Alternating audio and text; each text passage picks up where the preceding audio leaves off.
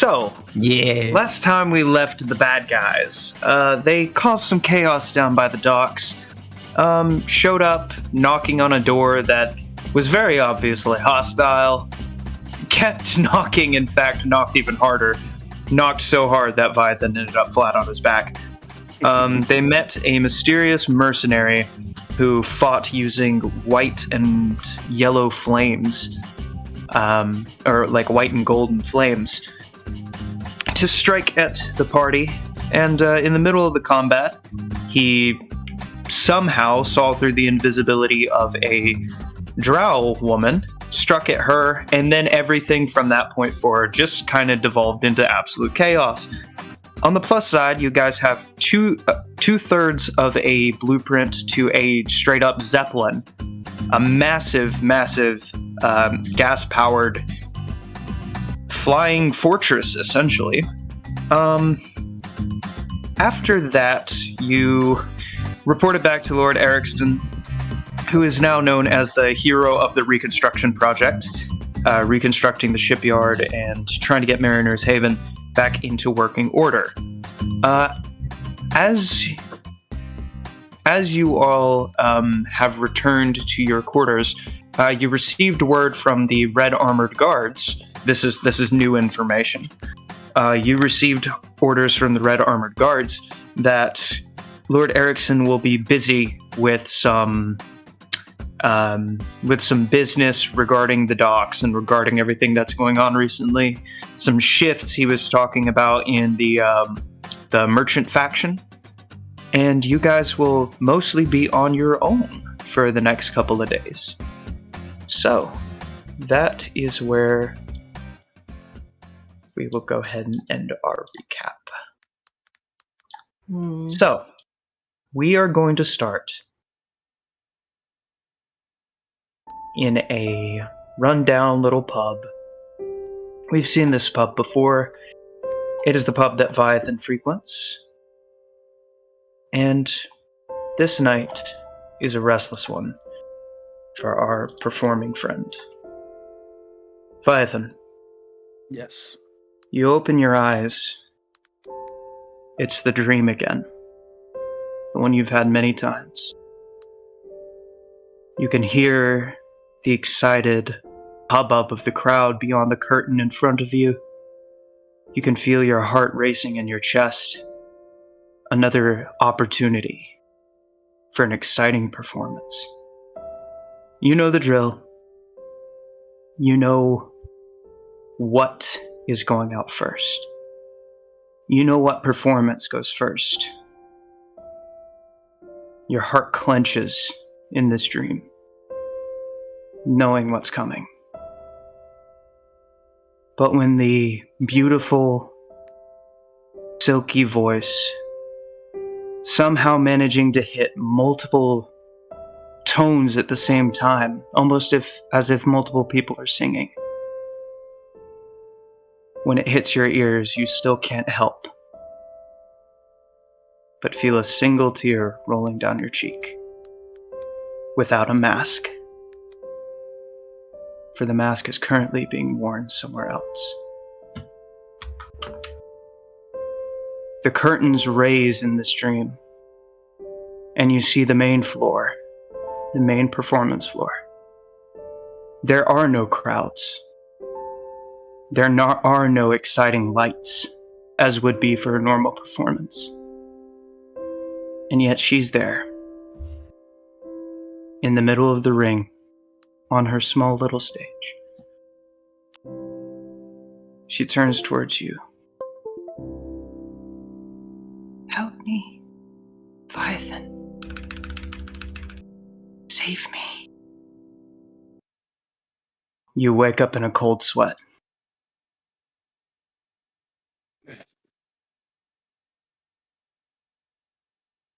Ugh. You're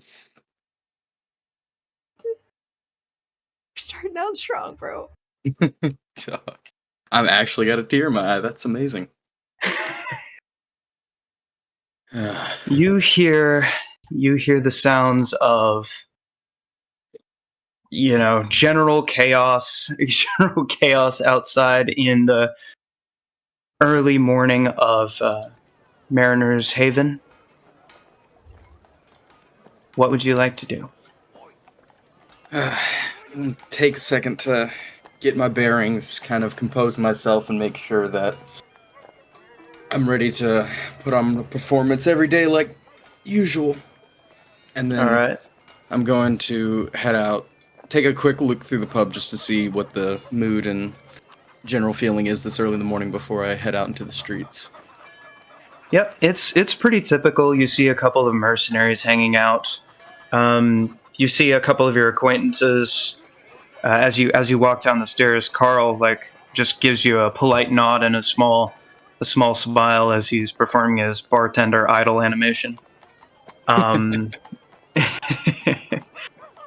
Yeah, it's a pretty chill morning, all things considered. Seems like a majority of the excitement is elsewhere in the city at the moment. All right. I'm gonna head out into the streets and I want to kind of make my way back towards that shop we were the other day, the one with all the little dolls and everything, but kind of take a kind of leisurely, kind of long way around stroll just to check all the vendor shops, see what's kind of going on, who's selling what, just kind of get a feel of what's going on. Okay. So you take a look around the trade district, kind of wandering towards the docks a little bit. It seems like after the festivities of yesterday and the chaos that happened down at the shipyard, people are definitely back in their working mood. You see a couple of people that definitely, like a man walks by, kind of furrowed brow and almost like a pout on his face. The telltale signs of him squinting really hard every once in a while, of a hangover. He kind of a lot of people look pretty hungover actually. Seems like everybody is just trying to get back to daily business and forget whatever may have happened yesterday, but especially the raging fires down at the slums in the shipyard. I wonder why. That felt perfectly normal. I know, right? All right. So, next up would probably be Cecil. Yo. You wake up. You wake up to hear the hubbub of the city of Mariner's Haven. The rabble down in the streets. What would you like to do? I'm going to try and find the library. All right, easily enough. Yeah, you step out into the streets. The warmth of the sun on your skin, the smell of dust and iron and the salty sea salting your nostrils as you stroll through these streets. You see quite a hubbub over on the corner of a particular town square that you walk through. Just kind of people gathered up and chatting excitedly to each other. But aside from that, it's a fairly straightforward walk to get to the library. It's kind of in the middle between the trade district and the aristocratic district. So you eventually make your way there. What would you like to do? I would like to go up to the lady at the desk. Or whoever is at the desk. Yep. Appears to be a tabaxi man, actually. His facial features are a little bit more humanoid than feline. It appears that he is maybe the tabaxi is a little weak in his lineage, but he's still covered in the short brown fur. Kind of raises his eyes, golden irises, examining you quietly as he has like a ruffled white shirt. And how may I help you today? Do you have any books on Drow? Or just Books on mythical Drow. creatures or races? Yes, I believe we have a few historical manuscripts over here, although I cannot guarantee the accuracy of such manuscripts. As you know, the disappearance of magic from the world has changed quite a bit of how certain races work. Of course. But I yes, would just like a few books on those. But of course, if you would like to go to the free reading area, he gestures over to your right and kind of towards the back of the library. You see a section labeled Mysteries of the World. Thank you for your services. I'm just going to But go of sit course. down and read a book. All right, go ahead and make me a quick investigation check. Investigation check. All right. With a 15, you very easily managed to find a book describing the subtypes of elves. You see the book talking about the ice elves of ancient history. You see books talking about, or the book describes ice elves, the high elves, the sun and the moon elves, wood elves, and of course, the drow. Reading up, you see that traditionally they live in the Underdark, though the Underdark hasn't been... It's been inaccessible for the last 200 years. Ever since the chaos of, the world barriers being broken, there was something strange that happened between the material plane and what had appeared to be... What you can essentially glean from this is that the Underdark appeared to be a natural structure, just like a network of caves underneath the material plane, and everybody didn't think any different of it. But when magic disappeared, evidently so did the Underdark. Ooh. So for Drow to be here at all is a 200-year mystery, as they have been thought to be extinct, at least on the material plane. This is interesting. As for weaknesses or inherent species flaws, Drow normally possess a crippling weakness to sunlight, but the individual that you saw didn't seem to be bothered too badly by it. Okay. Well, I'm just going to spend my day reading at the library. Okay. While you are lounging around, about half an hour passes. You learn a little bit about the culture of Mariner's Haven and what's going on. Kind of to keep people entertained and occupied from the inevitable war that's coming when Clive steps into the library. He sees you and he quickly finds you and walks over and gives a slight bow. Master Cecil, Yes. are What is it? you ready to determine the location of the shop in the city? We need to Oh. find a location before we can continue our operations here. Of course. Let's be off then. Okay. So Clive holds out a map for you with little notes scrawled on the side.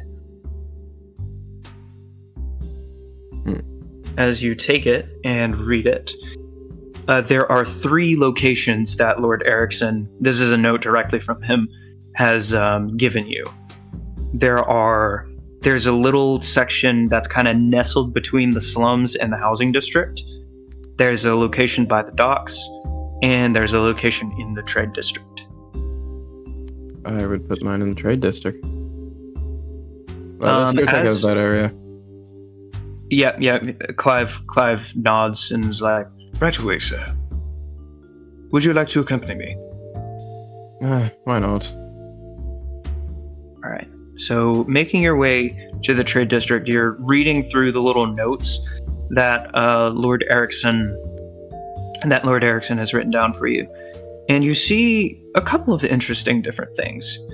Firstly, you notice that, pardon me, Firstly, you notice that he has written down in excruciating detail what to expect from the area, the kind of people, the kind of foot traffic, the kind of, the wares that are being sold in the area. And then you see a big asterisk next to the trade district. It says, "There is competition here." An apothecary that is focused on home remedies and other such alternative medicines is the favored place for sailors and other common folk to give their business to in this area. A big portion of the sales in this location is for them. I see. Under that, Lord Erickson warns you that the destruction or substantial harming of the apothecary by means of assassination or complete annihilation will not just upset the sailors, but indirectly affect Lord Erickson's business, your own business, and just generally cause more chaos than it's worth. So that's going to be a no-no in dealing with rivals. I see. He says, however, sabotage is completely fine. Sabotage, you say? Clive kind of raises an eyebrow. We would be no stranger to this, my lord. Of course not. Which should we strike at? Well, when it comes to home remedies, I suppose common colds and headaches are two of the most suffered. So if we could find a way to tamper with their supply chain, maybe, Or their stock. or their stock in general, Perhaps their employees can be bought. everything can be bought. Indeed, but will we be able to spend enough to keep their mouths shut? We have to figure out the value of this area first. Indeed, my lord. If it's not worth the effort, then there's no point. I believe obtaining a position in Mariner's Haven is worth the effort in and of itself. Unless, of course, you're talking about the other locations that Lord Erickson was mentioning. Of course. I'd say we should probably go check those out. As much as I hate selling my wares to those people. Ugh. Indeed. Shall we go check the location by the slums? As much as I hate to, let's get it out of the way. Indeed, my lord. You make your way over to the slums, and it's about what you're expecting. Though it is close to the housing district, and this is nicer than, some of the straight up shanty towns that you see otherwise, it's not great. Clive kind of hands a handkerchief to you and puts one up to his own face. Yes, this is abysmal. Perhaps the area could do with some enrichment. It appears that no matter where we go, we may have to put some effort in. That's just business, I suppose. Indeed. Alright, let's go check out by the docks one more for a moment, and then we'll make our final decision. Alright, down by the docks, you are immediately hit by the scent of rotting seafood. Not too far away is a seafood processing facility. Okay, so this is immediately out. But you do notice that there are a few merchant ships parked, or moored very, very close. Perhaps we'll be able to get the business of traveling merchants and other businessmen. Perhaps some seasickness remedies. Now that's a pretty solid idea, I would suppose. Considering they could also help spread our name, spread the word of our company in their travels. However, would not be totally opposed to this area. Yes, indeed. However, the scent is appalling. Maybe we could also sell some air fresheners while we're at it. Yes, indeed. Perhaps we could get some assistance from our new compatriot. I believe his name was Hearth. Oh, yes. I never even thought about using him for my own gain. And with that mentioned, Hearth, you wake up in the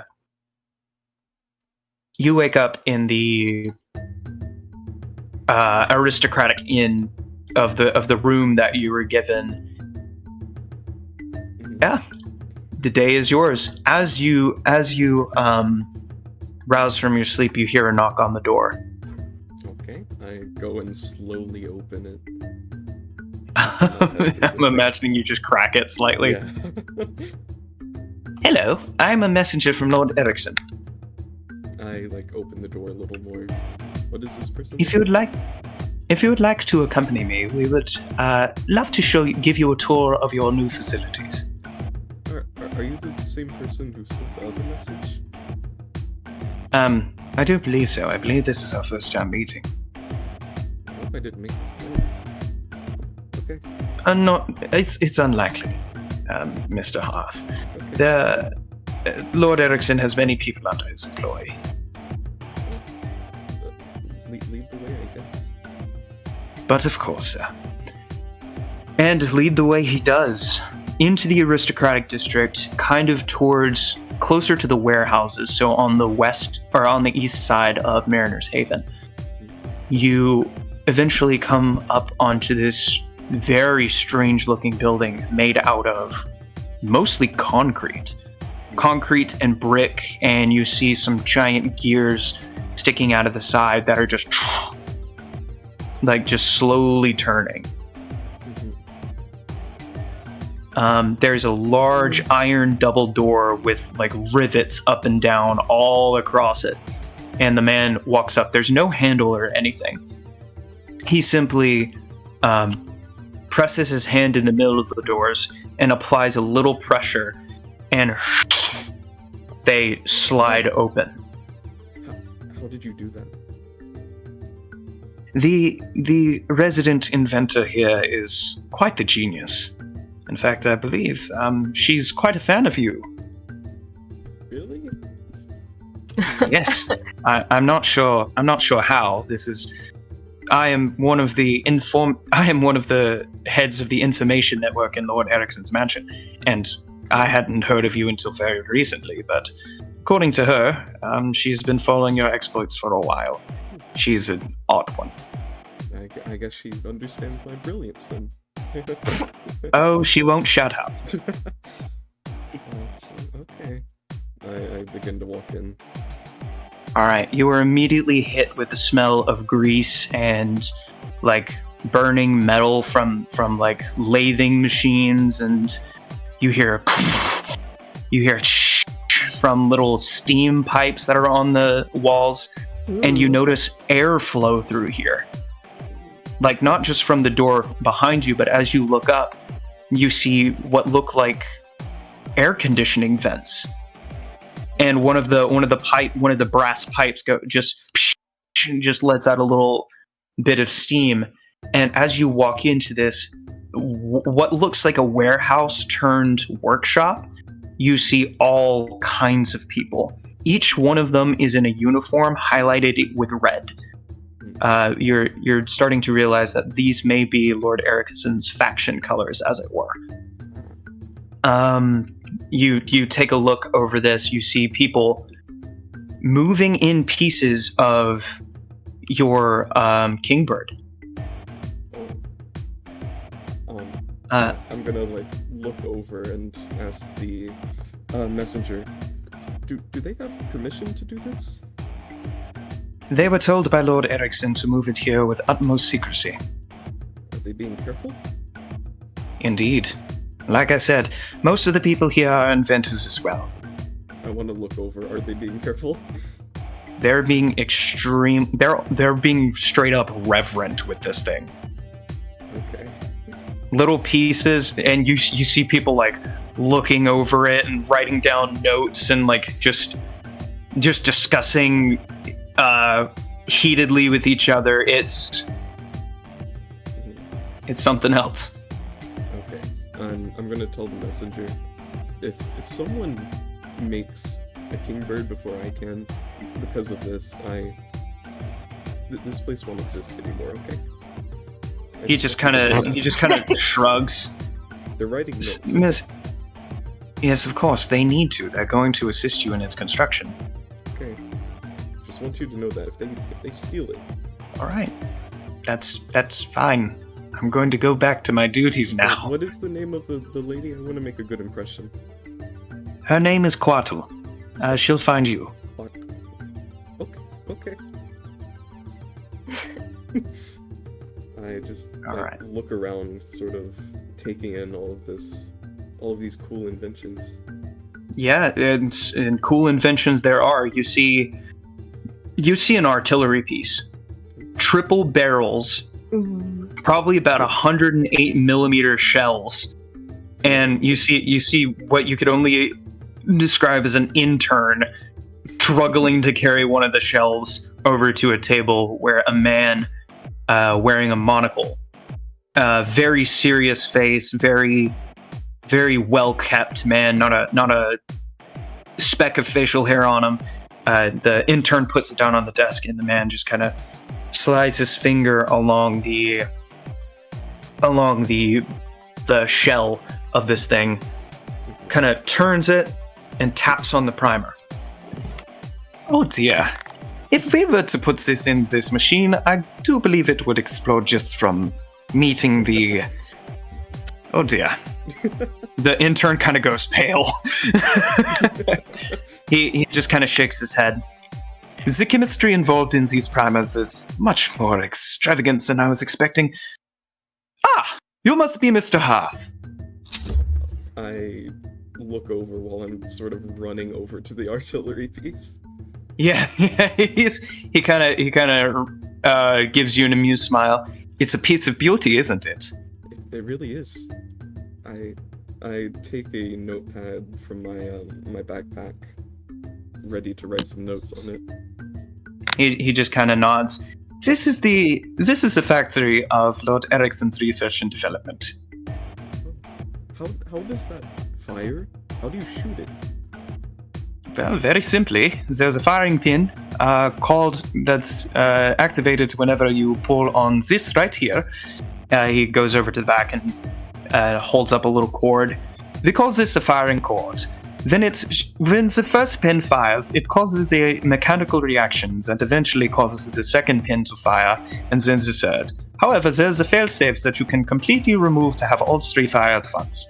Hearth is quickly Also- taking notes. Yeah.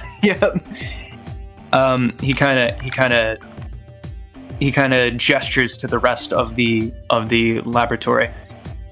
Me and the assistants here, as well as Lady Quatul, wherever she went, will be happy to assist you in any inventive endeavors that you would be embarking on in the next few days, while you wait for more orders from Lord Ericsson. He told us the general situation. Okay. Well, I'm going to need parts for the kingbird. So He kind of raises an eyebrow, unamused. what are you? Why are you looking at me like This is just the ground floor of the laboratory. that? Is there a storeroom? he gets an almost villainous grin on his face. There are 10 floors. Is this heaven? Did I die? he kind of chuckles to himself. No, Mr. Hart. But for what we are doing here, it might as well be. He just starts giggling. All right, so here's how this is going to work mechanically. Every day you have 3 points. Okay. Basically, I have a list of inventions that you can work on. Okay. If you can think of anything else, let me know. But you can either work on progression for the Kingbird, upgrade Clive and Cecil's car, develop brand new weapons, make a brand new invention, or reverse engineer the Zeppelin. Each one has a specific DC, and the more points you put into working on that thing for that day, the lower the DC becomes. Okay. Can I think about this a little? Yeah, of course. Let me actually send you the list with the DCs That would as be well. helpful, yeah. So I Yeah. have to really think about what I'm gonna do. Yeah, so you guys will have you're not really sure how many days you're going to have to, to have this off time. All right, I am DMing you right now. Thank you. I'm Yep. going So to- basically, the more points you put into working on an invention, the DC will lower by 5. Oh, okay. I'm going to ask the German man. Could you also bring my my assistant from my workshop here? Oh, but of course. We wanted to bring him earlier, but he said he couldn't because Path said so. Oh, well, just tell him I said it's okay. Will that work? Probably. I think. Oh. Here, I'll just write a note and you can like show it to him. And I just write Very a note well. on my notepad and rip it off and hand it to him. All right, he nods and takes the note. Very well. Is it okay if I like look inside of the cannon artillery thing? He kind of smiles and points to a cabinet full of tools. Take it to parts for all I care. We have the basic structure completed. We're just working on the ammunition at this point. What's your name? I really like you. My name is Gunther. Gunther. Okay. I'm gonna do that now. I don't really know how to end conversations, so I'm just gonna walk away. That's about the same social level as most of the people in here. So feel free. He just starts walking to the tool cabinet and then walks over to the artillery cannon. All right.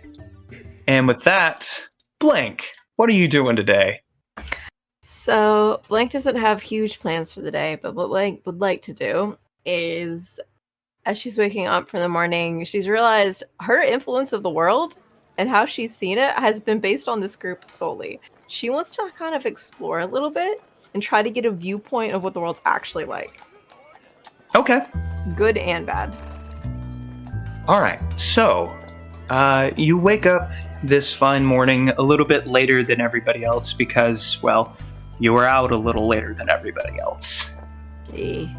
Yeah, there is now a section of the slums that is just now a sooty black pile of ash. And you're feeling good. Mm-hmm. All right. And so as you make your way into the streets, you head towards the trade district where most of the people are, and you just observe. Can you make me a perception check, please? Sure thing. Nice. Holy crap, that's a natural 19. Wow. Go.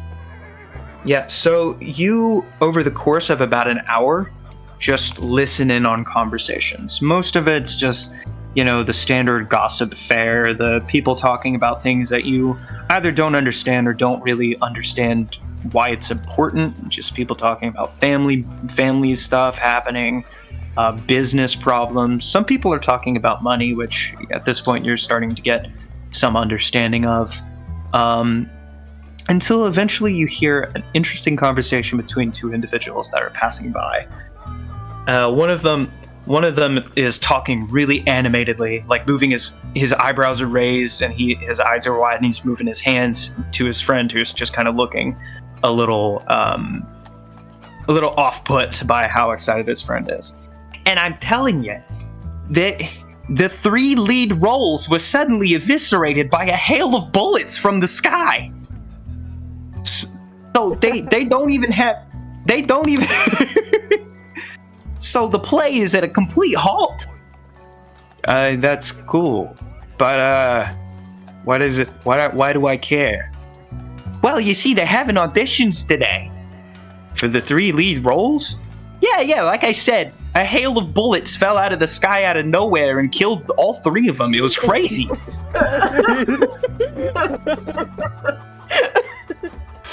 I regret giving that weapon. So now they're down their 3 lead roles and they're holding auditions today. Yeah, like I said, why do I care if some random play is holding auditions? Because they have rewards. They're grateful for anybody who has any last minute interest in the play, and so there's a monetary reward if you make the cut, and they're taking all of the cast out to an all-you-can-eat buffet afterwards. The guy just shakes his head. Blake walks up and taps him on the shoulder. Oh, hello. Hi. I can't help but overhear about this really interesting, frankly, play you're talking about. Where are the auditions being held? Oh, that'd be on the north side of the trade district. North side of the trade district. Yeah, he kind of points in a direction.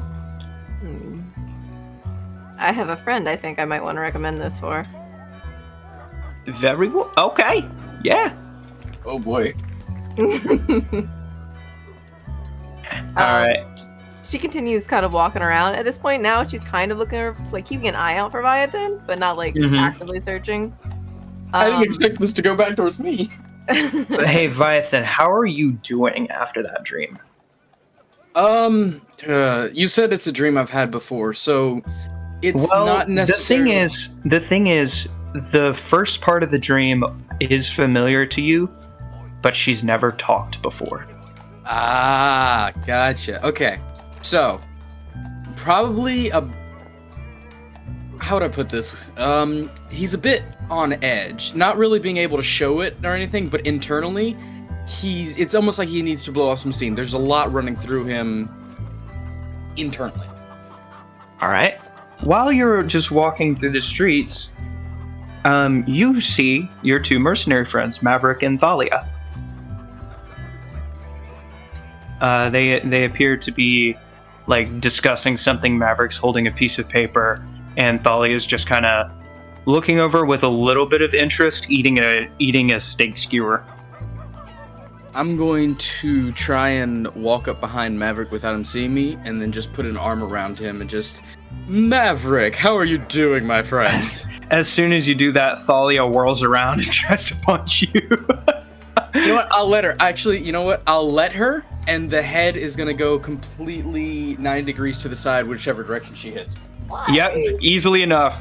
There's a as your head just snaps to the side, and she just goes, oh. And I just take my hand and like push it back towards her. And Thalia, good to see you too. She shakes your hand with 2 fingers, a disgusted look on her face. Yeah, hey Viathan. How are you doing today? Oh, I'm doing fine. A bit tired, but no worse for wear. She kind of raises an eyebrow. Yeah, what's up? I saw some friends of mine and decided to just come and say hi. Maverick kind of gently pushes your hand away from his shoulder.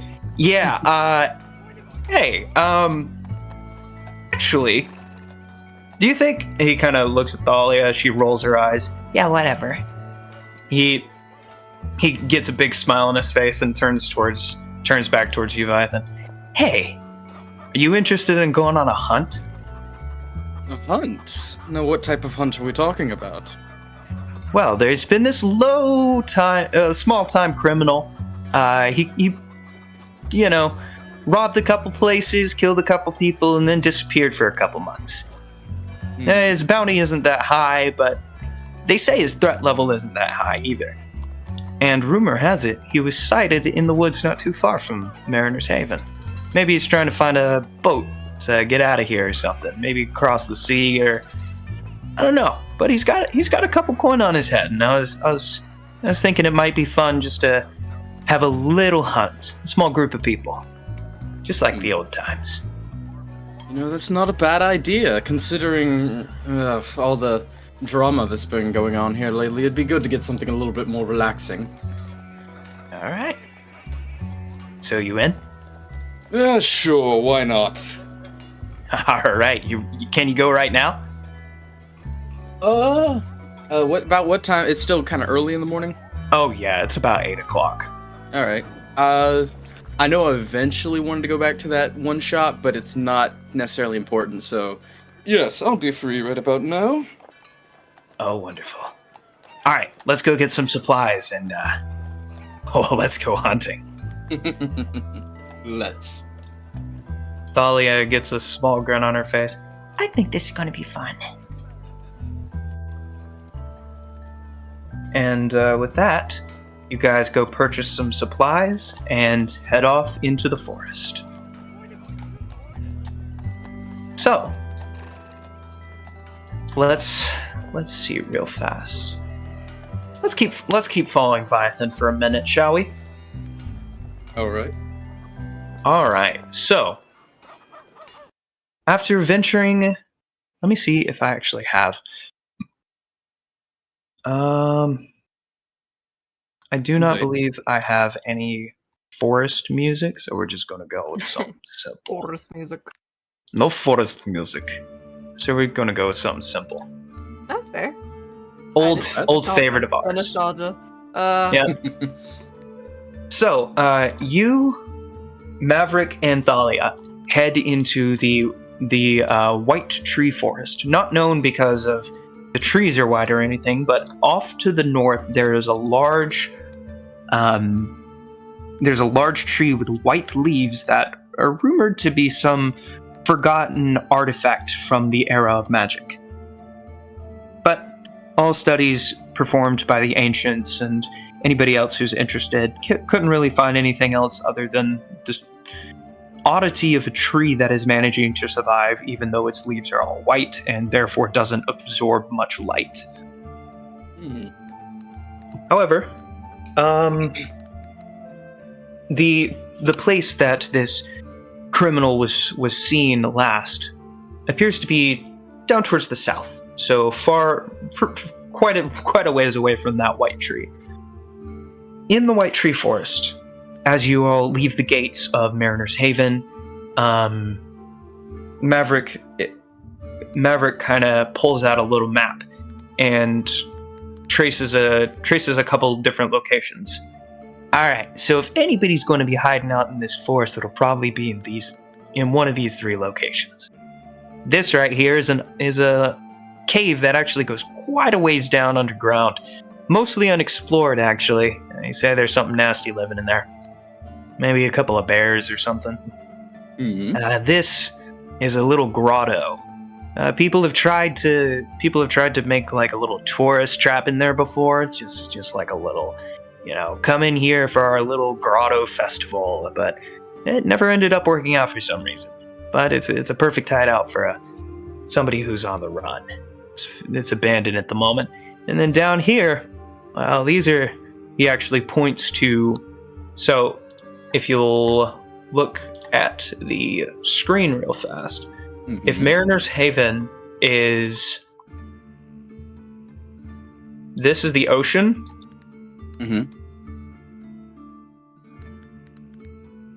Mariner's Haven is like right here. Okay. This is like a little natural harbor made from these little sections of land right here, and the last point on the map is right here. Gotcha. He says, "Yeah, there's a couple of cliffs down here that might be a couple of caves as well. It's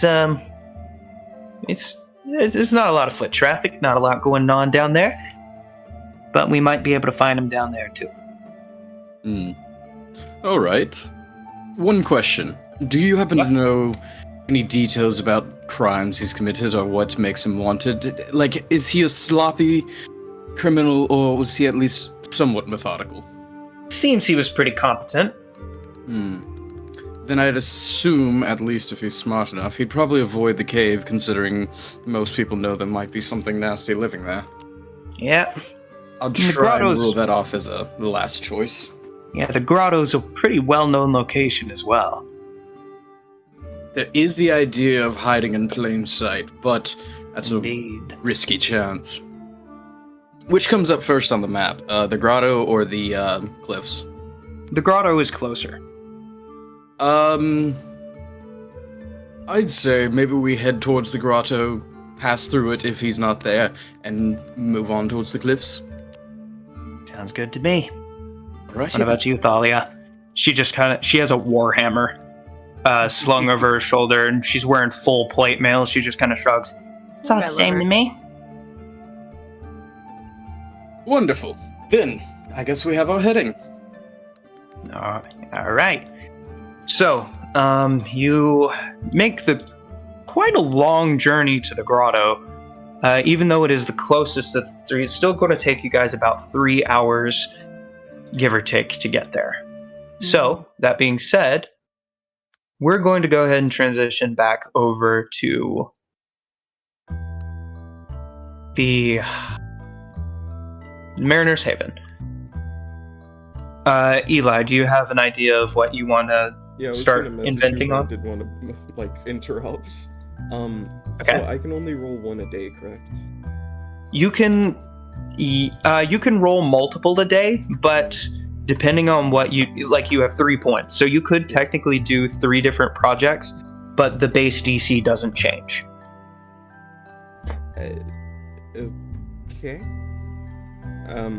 I was gonna put 1 point into the car, so putting 1 point makes the DC a 10 instead of a 15.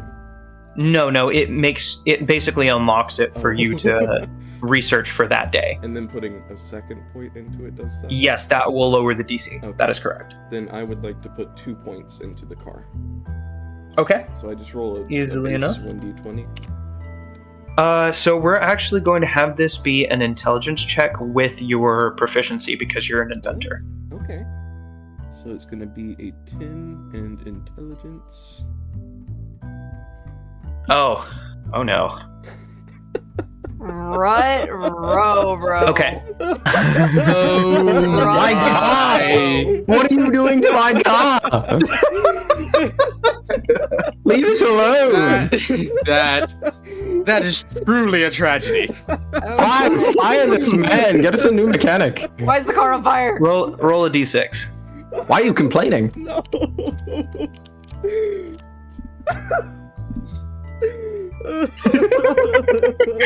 All right. So you're working on the car, and you have a like a crowd of inventors around you. We can go ahead and say that Clive actually left the car here after taking blank out last night. It's this area isn't terribly far away from the inn that you guys are staying at, so the walk wouldn't have been super bad or anything. But yeah, as you're working on the car,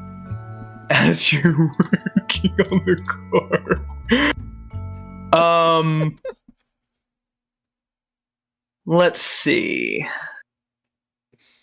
You're just working away, and a couple of the mechanics and inventors come over. They're like, oh, they're just taking notes and just looking in awe at the car and whispering to each other. One of them just goes, "I've only seen prototypes of these."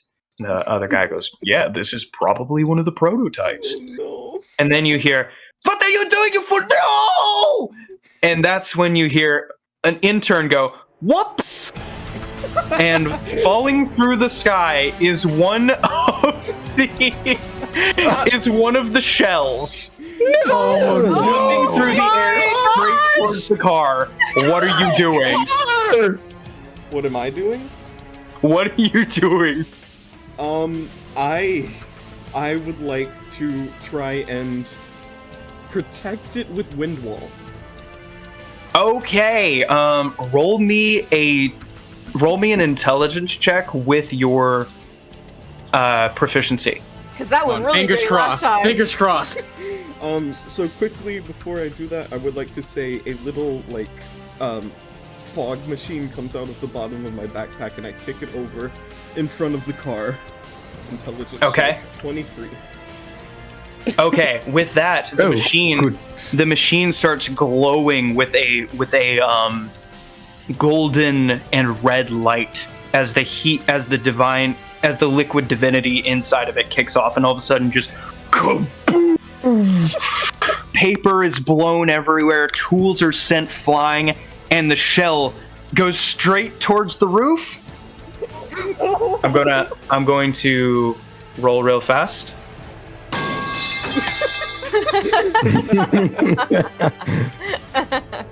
And hits the front instead of the primer.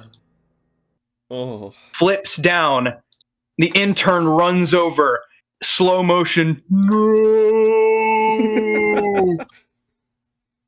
I hope his family dies. What the heck? I need you to make a quick dexterity saving throw, please. Oh no. Or nor. Or Mm. Or no. Or Wait, Minor. I have something for this. Was it? Did I fail this? I have intellectual. Make the save. I did. Oh, yeah. Go ahead and roll that. Okay. It was a D4. Yep. So you're going to take some damage Yeah. as well. Do you want me to roll it? All right. As it falls, the intern jumps up and slides along the ground, baseball style, trying to grab it before it hits the ground. And as soon as he grabs it, it slips between his fingers Oh, no. and falls directly on the primer. Oh. His eyes go wide as it hits the ground. And that's when your eyes light up as the golden eyes of your the golden contacts that are implanted in your eyes just suddenly flash with a bright yellow light, and previously unseen veins of gold just pulse from underneath Hart's hair and across his face, and he moves with unnatural speed behind the car as the shell explodes, vaporizing the intern. You take no damage as the place is shaken from the explosion. You hear screams, and you hear people just going, "What just happened?" And you hear another guy go, "Not another one." And that's when you stand up from behind the car and see the crater. The car is a little dinged up, but it's still operational. It saved you from the blast completely. And you see Gunther slowly peek up from behind his desk and goes, "That was stressful." I run over and make sure the car is completely okay. Just inspecting it fully. It's sooty. It's got quite a few dings in it from shrapnel. I start trying to repair the shrapnel and wiping the soot away. Okay. What are you This is going to use your final charge of the day. Okay. Go ahead and make another intelligence check with proficiency. Repairing the dings? If so, can I say instead of repairing it, I want to upgrade the car? Yeah, go ahead. That's fine. Okay. Please. Okay. I have something. Manage- I have something for this. I have intellect jolt and flash of genius.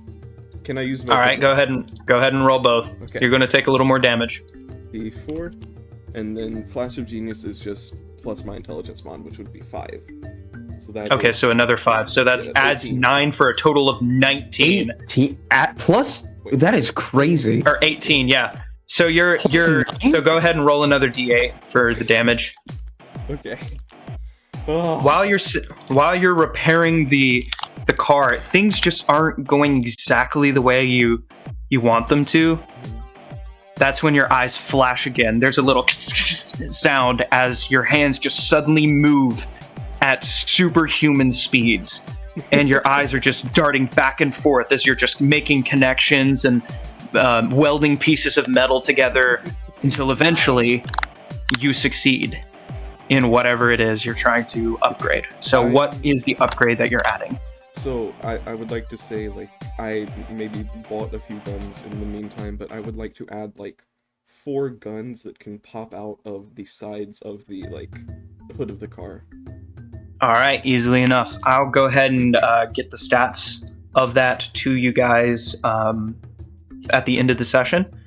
But yes, you have successfully armed Cecil's car. Gun car! Gun car! Gun car. And it will be able to like be controlled from the like front area of the car. Okay, perfect. Oh my gosh! I yell out to Gunther, "How are you training your assistants?" Poorly, apparently. We might need to take a look into the internship program again, or maybe abolish it. How many is that again, Clive? Not Clive. What is he doing there? Gunther has his own Clive. My train! You betrayed me! There are too many C names. I'm not How gonna many lie. is that again? What? I'm not gonna lie, Clive in my mind is like Pat. How many again is that, Clarence?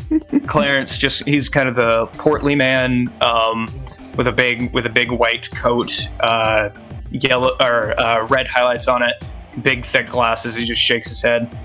That was the 3rd one this month. And Gunther just shakes his head. The month is only halfway over. That could have killed me or destroyed the car. Yes, indeed. We have dealt this first. Okay. I'm just gonna get back to work. As you turn around, there are 2 huge green eyes staring directly in your face, not but inches from you. I sort of like fall back and onto my hands and sort of move back. All right, as you do so, standing before you is a tabaxi girl. She is wearing what looks like a leather welder's outfit, with the helmet, like the mask pulled up over the top, like the mask is up at the moment. And she has huge emerald green eyes with a hint of blue in them, black fur covering her body, and she's looking at you with awe.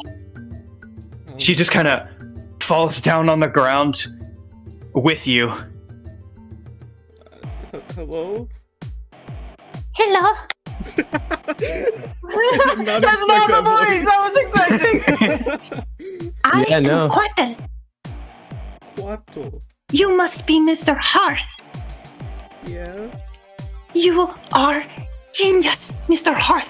I saw what you did when you were inventing and when you were dodging and when you, ow.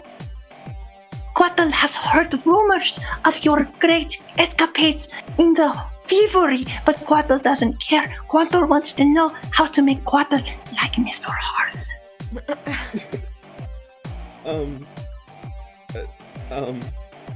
I just sort of like slowly move away from her and get up.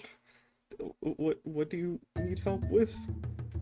Quaddle stands up and kind of bows, and then bows again, and then bows a 3rd time. Quattle was wondering if Mr. Hearth would look over some of Quattle's designs.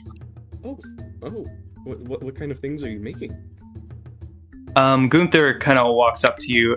He's wiping some grease off of his hands, potentially from cleaning up the intern, and just kind of readjusts his monocle, and he looks unamused. Apologies, Mr. Hearth. Quattle is eccentric. However, she is, quite frankly, a genius among geniuses. Oh. She is one of Lord Ericsson's captains, actually. I sort of look at her like more interested now. She's looking back at you like she's the reverence of a worshiper to a god. Her eyes are just straight up sparkling. Well, I could help you, yeah. Yes, thank you, Mr. Hart. Quaddle, She reaches into a back pouch and pulls out a couple of scrolls and rips one open and hands it to you. I look at it. As soon as you grab it and you and Gunther are kind of looking over it, Gunther kind of lazily with his eyes half lidded, they suddenly shoot open and he grabs it from you and looks at Quaddle like just horrified. Lady Quaddle, you cannot show him that. That is top secret. Like the toppest secret. Top secret. Top secret. Quaddle kind of nods. She doesn't even look at Gunther. Quaddle wants to know Mr. Hart's opinion on it. Top secret. No, you. Quaddle just kind of looks at him. Quaddle outranks Gunther. Gunther, he just purses his lips and hands you the blueprints again. Thank you. Purple rank, goodness. I'm gonna open them up. As you're reading, you take a few minutes to try and really get a grasp of what you're looking at. And with every line you read, every schematic you see, your eyes just get bigger and bigger. This is a liquid divinity powered engine. Oh my. In terms of power output, this thing is about equivalent to maybe about half of what a modern day nuclear reactor could output. Yes. I just sort of like my mouth comes agape. What? Do you like? I love it. I love it. She starts bouncing up and down really excitedly. Her welder's mask falls down and she kind of stumbles back and lifts that up again. Quaddle is so excited. Mr. Hart likes Quaddle's designs. We're gonna be good friends, Quaddle. I love Yes. this. Yes. She gets really excited and starts pulling out more blueprints. And for the rest of the day, you guys just geek out. You just geek out over stuff. She talks about some. Once you introduce her to the Kingbird, she immediately starts talking about how to optimize, like reducing drag and increasing speed, and potentially even incorporating one of the liquid divinity engines into it. And you're just like, I write down all of her suggestions. yeah, you guys are fast friends, nerding out over invention. We're gonna have to put one of those engines in this. We're gonna have to. Quaddle. It's gonna be so fast. She nods excitedly. It will take a long time though. That's okay. We can do it. We can do it. That's okay. Yes. She looks so happy. She's just so happy. All right. And with that, Mr. Cecil, what are you up to at the moment? Well, I was going. Actually, this is. What would I be doing apparently? Let's say I'm gonna go and try and figure out what Lank is doing, because I'm worried about where she is currently. Lord Cecil, Yes. have you decided on a location? I would say the slum area would probably be the most beneficial for us. Very well. Shall I start drawing up some enrichment programs for the area? Of course. Perhaps He kind of looks at the note that Lord Erickson gave. He kind of has a worried look on his face, but the more he reads, he just kind of nods and the worried look goes away. Lord Erickson is all right with us manipulating the area to however we see fit. All right. Good. Clive just gives you a bow. I shall take my leave now, Lord Cecil. All right. Have a good day, Clive. You as well, Master. Oh, and he if you heads could get me some information on how companies are doing that I've invested in. Clive's eyes would kind be- of dart towards the top of one of the buildings and then back towards you. It shall be done, my lord. Good. Shall the wind speak for us? Indeed it shall. But of course, Master. And he heads off towards the slums area. All right. You go ahead and Blink. What have you been doing this entire time? Since Blink couldn't really find Viathan because he's out in the woods No. somewhere. Perfect you- timing. Yeah, you exactly. you look around for a little bit, but you can't find him. She decides that heck it, with Viathan or not, she wants to go to this mission. I think that sounds fun. All right. So, you head down towards the northern area that the man was talking about, and you see a large, about 2-story tall building, with outside there's a couple of what looks like cafes with some beautiful shrubbery that's trimmed really nicely, and there are people. They looked pretty packed out. And you see more than one person looking longingly towards the building.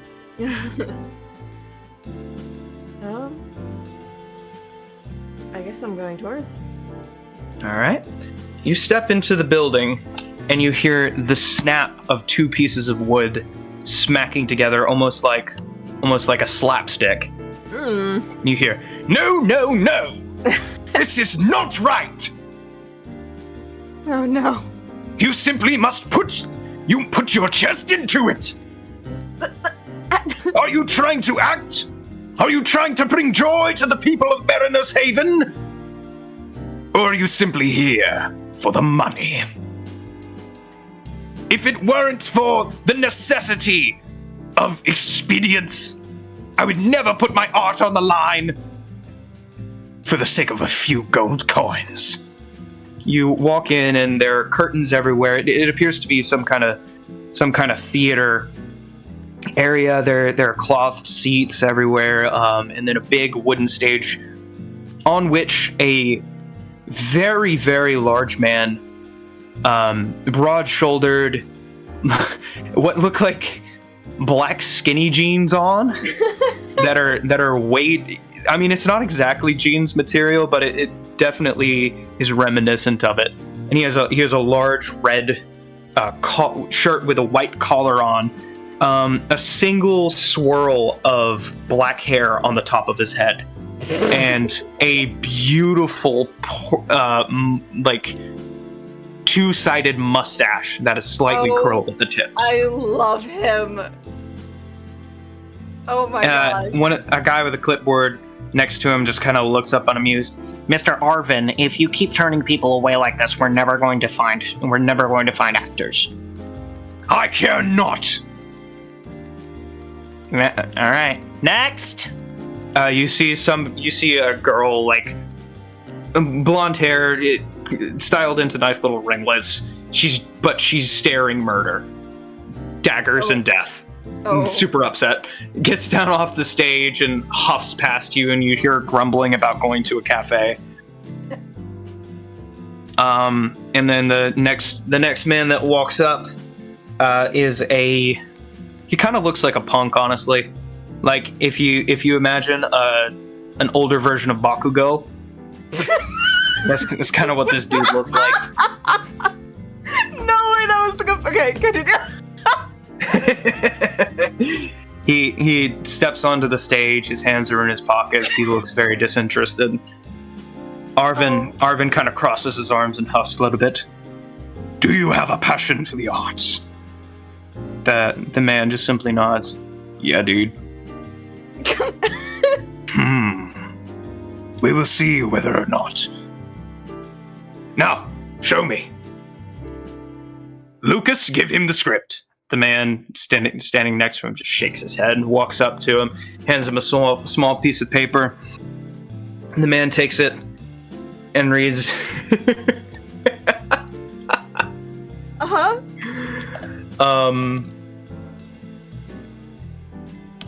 He kind of looks down. Yeah, all right. Once upon a midnight dreary, while I pondered weak and weary over many a quaint and curious volume of forgotten lore. While I nodded, nearly napping, suddenly there came a tapping. As of someone gently rapping at my chamber door. "'Tis some visitor," I muttered, tapping at my chamber door. Only this and nothing more. Arvin's mouth drops open. The passion. The gusto. Your stage presence. You, sir. What is your name? He kind of huffs. Name's Spike. No way. Very well, Spike. You're in. We will deal out the roles later. However, I would love to see how you enhance my art. Please. He points over to a girl with brown hair in a single braided ponytail. She looks pretty simple. A couple of freckles on her face. Simple white dress. She just smiles at Spike as he walks over. He just does the little, like, you know how the guys who think they're too cool do, where they like throw their head back a little bit. Yeah, that. He does that to her. She just kind of smiles and gives him a little wave. He sits down. They start chatting a little bit. Arvin turns around. Next. Blank is like giddy, like after the performance, she was like straight up laughing. She doesn't really understand that there's moments you don't really laugh, but to her that was crazy.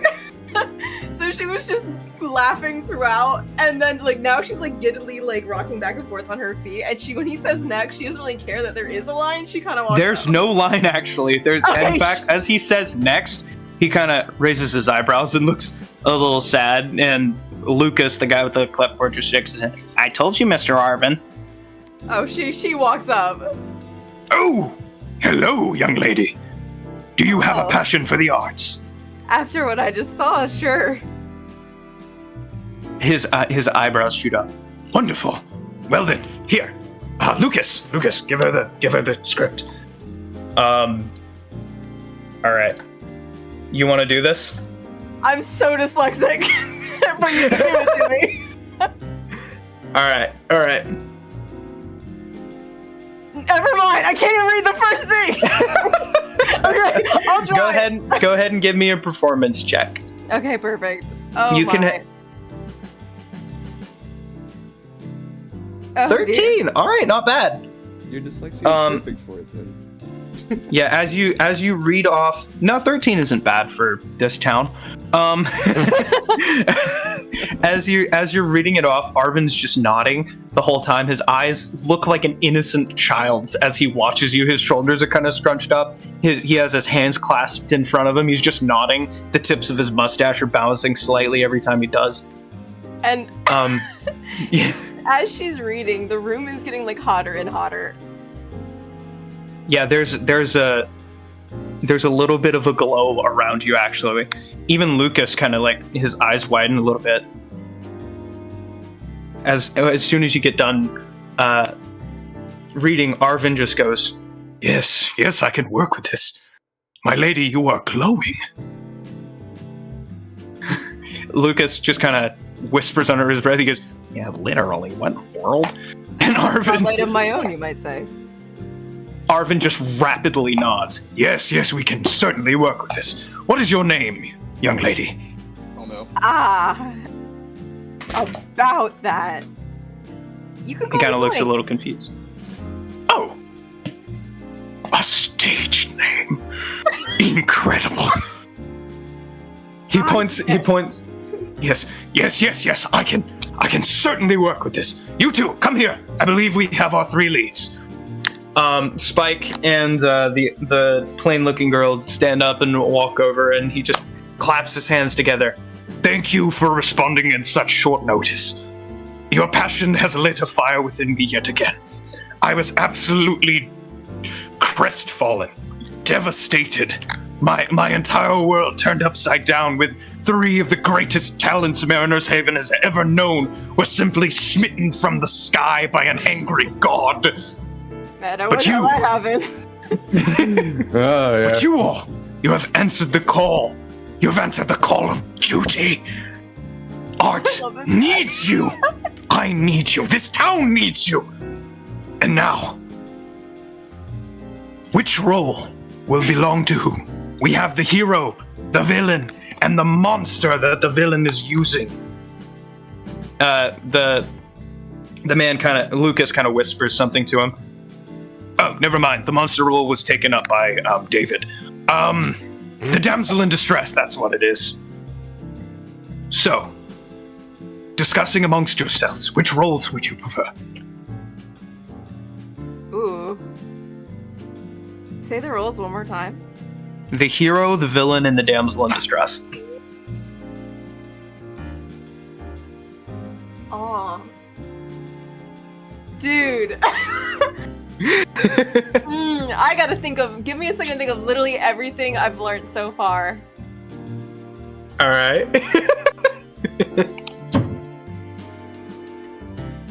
I'm gonna go with hero. Okay. Spike kind of shrugs. I'm always down to be the villain, dude. And the other girl, she kind of bows her head to you a little bit, Blank. Hello, it's nice to meet you. My name is Remy. Me? My name is Blank. Nice to meet you, Blank. She holds out a hand to shake, and then notices the gauntlets. She puts them behind her back, kind of like awkwardly. Oh, I'm sorry. Is that a sensitive topic? Or just like a condition, maybe? I see. I'm sorry to hear that. I would like to be friends, Blank. Same. That sounds actually awesome. I've made like 4 in like the last few days, which is insane for me. And then she's like starts rambling on about like the different people she knows. Remy listens intently. But yeah, No, no, she- nice to meet you. Nice to meet you too, Blank. Spike kind of nods and then looks at Arvin. So when are we getting the script? Arvin does a JoJo pose.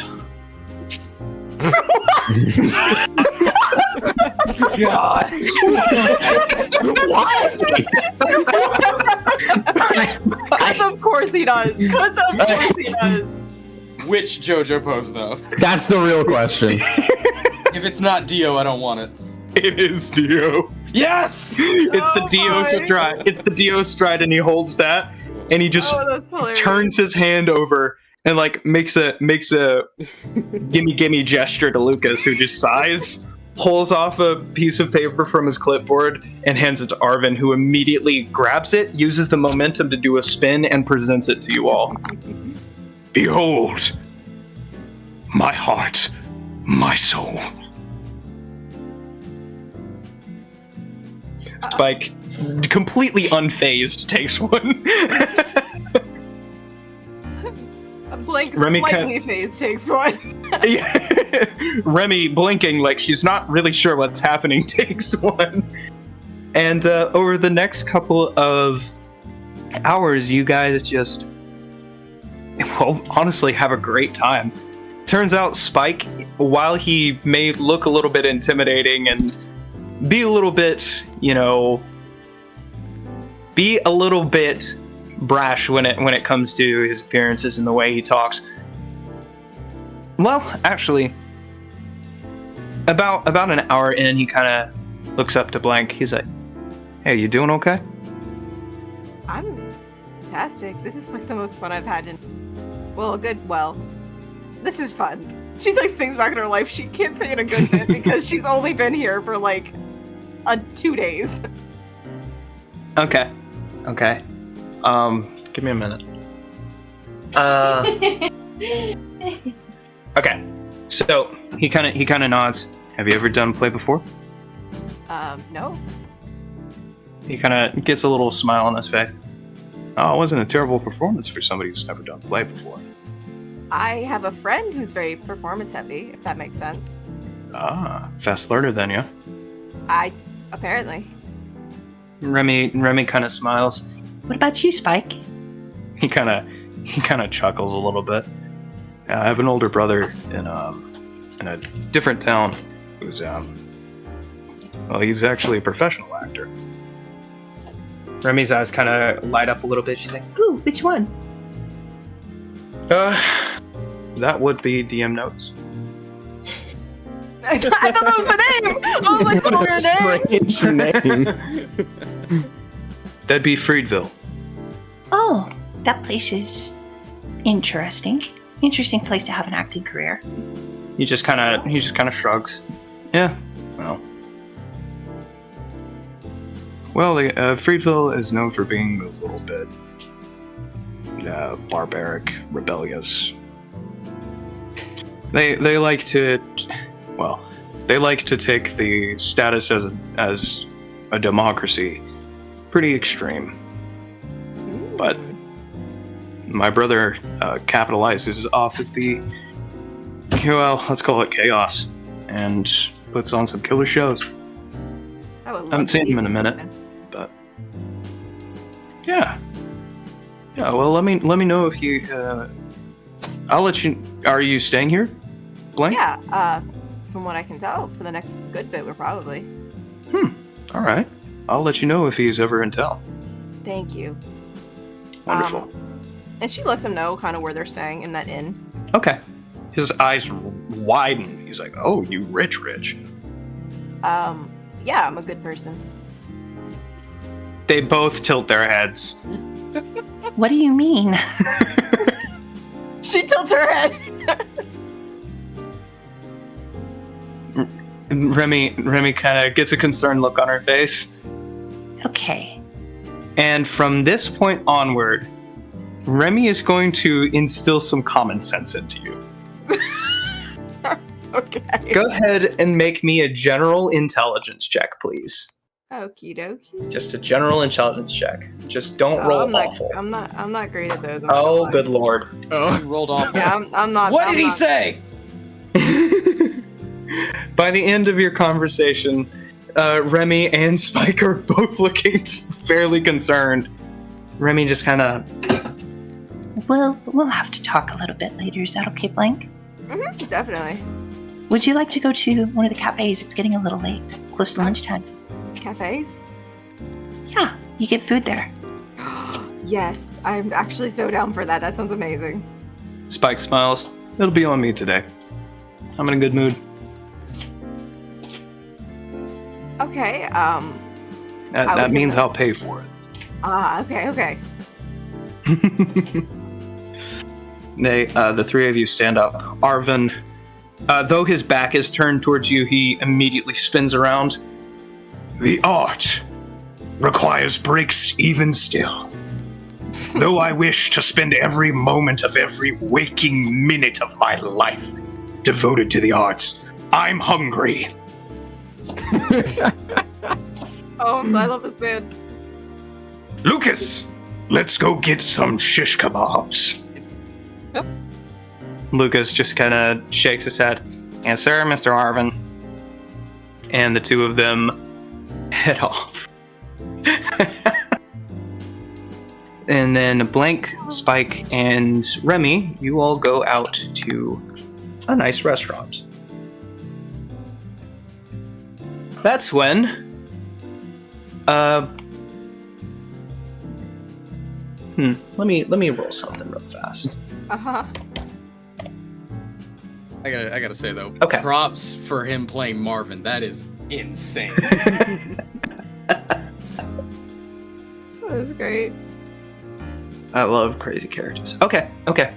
Yeah, you guys enjoy a nice little, slightly early lunch. It's about 11 o'clock. Mhm. But you're learning the script pretty quickly with the help of Remy and Spike, and they even give you a little bit of a couple pointers on how to remember things and that kind of deal.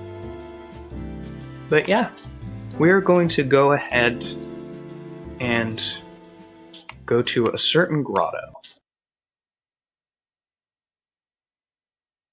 So, Python, I need you to roll me a survival check, please. Survival coming right up. Yes, sir. All right, with a 10, I'll go ahead and say you can have the advantage here because of Maverick and Thalia. Alright.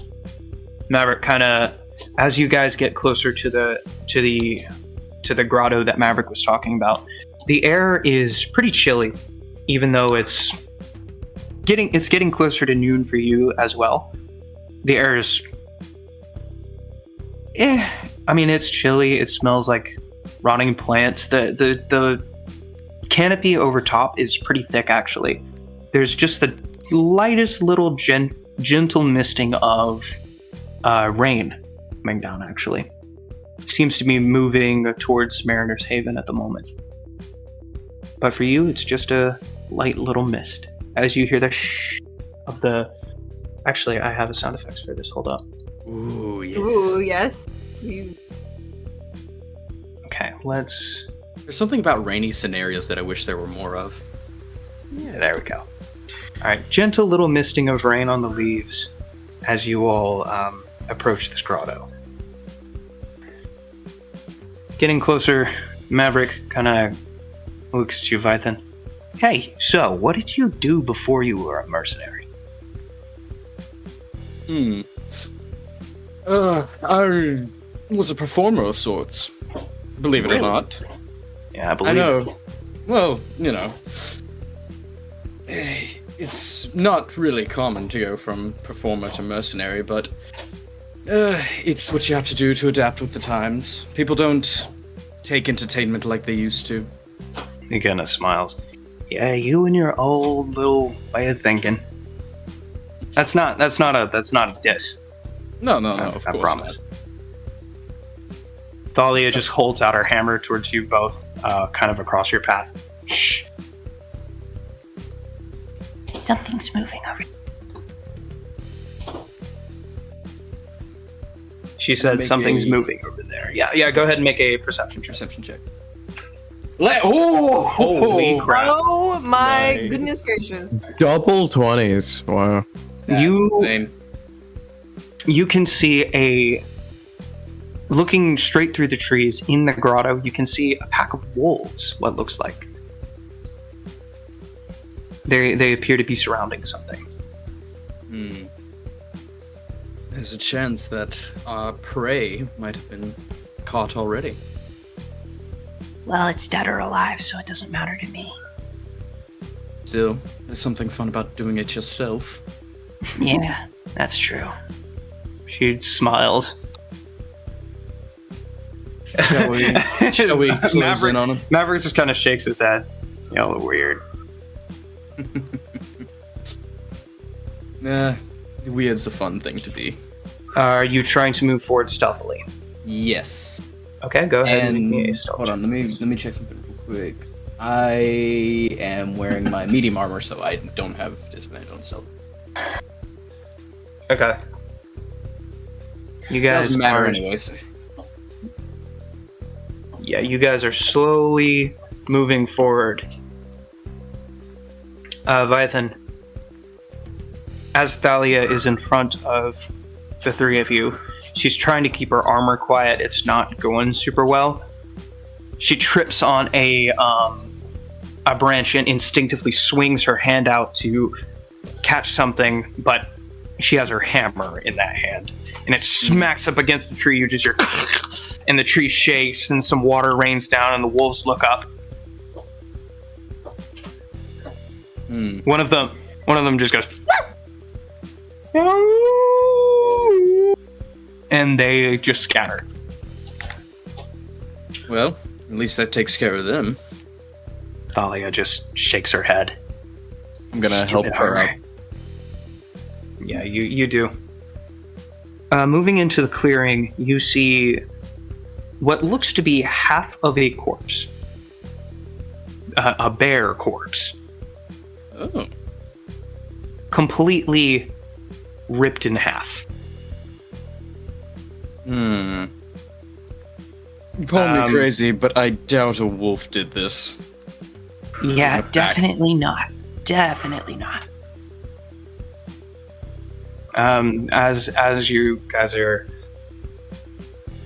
examining this thing, let's see. Maverick kind of leans down, his brow furrowed, and What do you guys think of this?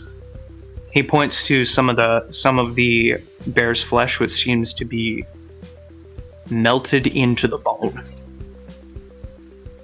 I don't like that. Some kind of chemical weapon? Maybe something powered by liquid divinity? Yeah, maybe. What do you think, Vython?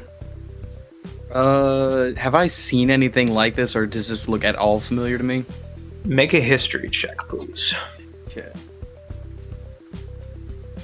Yeah, that wasn't happening. Even with a 5, this is acid. You're not sure from what, but definitely acid. Something acidic. Acidic? What kind of acid can do this? More importantly, what has acid in its bite? Or claws? Tail, maybe? I doubt this came from who we're looking for. But instead, there might be something bigger out here with us. Yeah, we need to report this regardless. Well, the cliffs are only about an hour away. Do you guys want to... We've come this far, might as well head the rest of the way. Just Dahlia nods. keep our guard up a bit. I would have punched you if you said let's go back. So, yeah. Wouldn't have doubted it. The two of them stand up from examining the corpse, and you guys head off in the direction of the cliffs. I need you to go ahead and make a perception check again for me, please. Here we go again. 12? Not bad. Okay. Goodness gracious, these guys cannot roll. Let me see. I used up all my luck on those double 20s. I know. The first hour of travel goes by fairly quickly. Go ahead and make another survival check for me, please. Holy hot dang! Okay. There we go. As you're walking through, Vython, you notice something odd in the tree. The ground is getting a little rockier, and it's a little elevated. You're going a little bit uphill at this point. But you notice what looks like about half of an inch of perfectly round wood sticking out of a tree. It looks to be snapped off. Perfectly round, you said? Yeah, perfectly. It was carved and it looking around it, you can see a slice in the top and the bottom going into the tree. That's interesting to be sure. Do you guys see this? Oh, wow. That almost looks like an arrow. Maverick just kind of shakes his head. Yeah, if anybody's shooting arrows that big, they're a moron.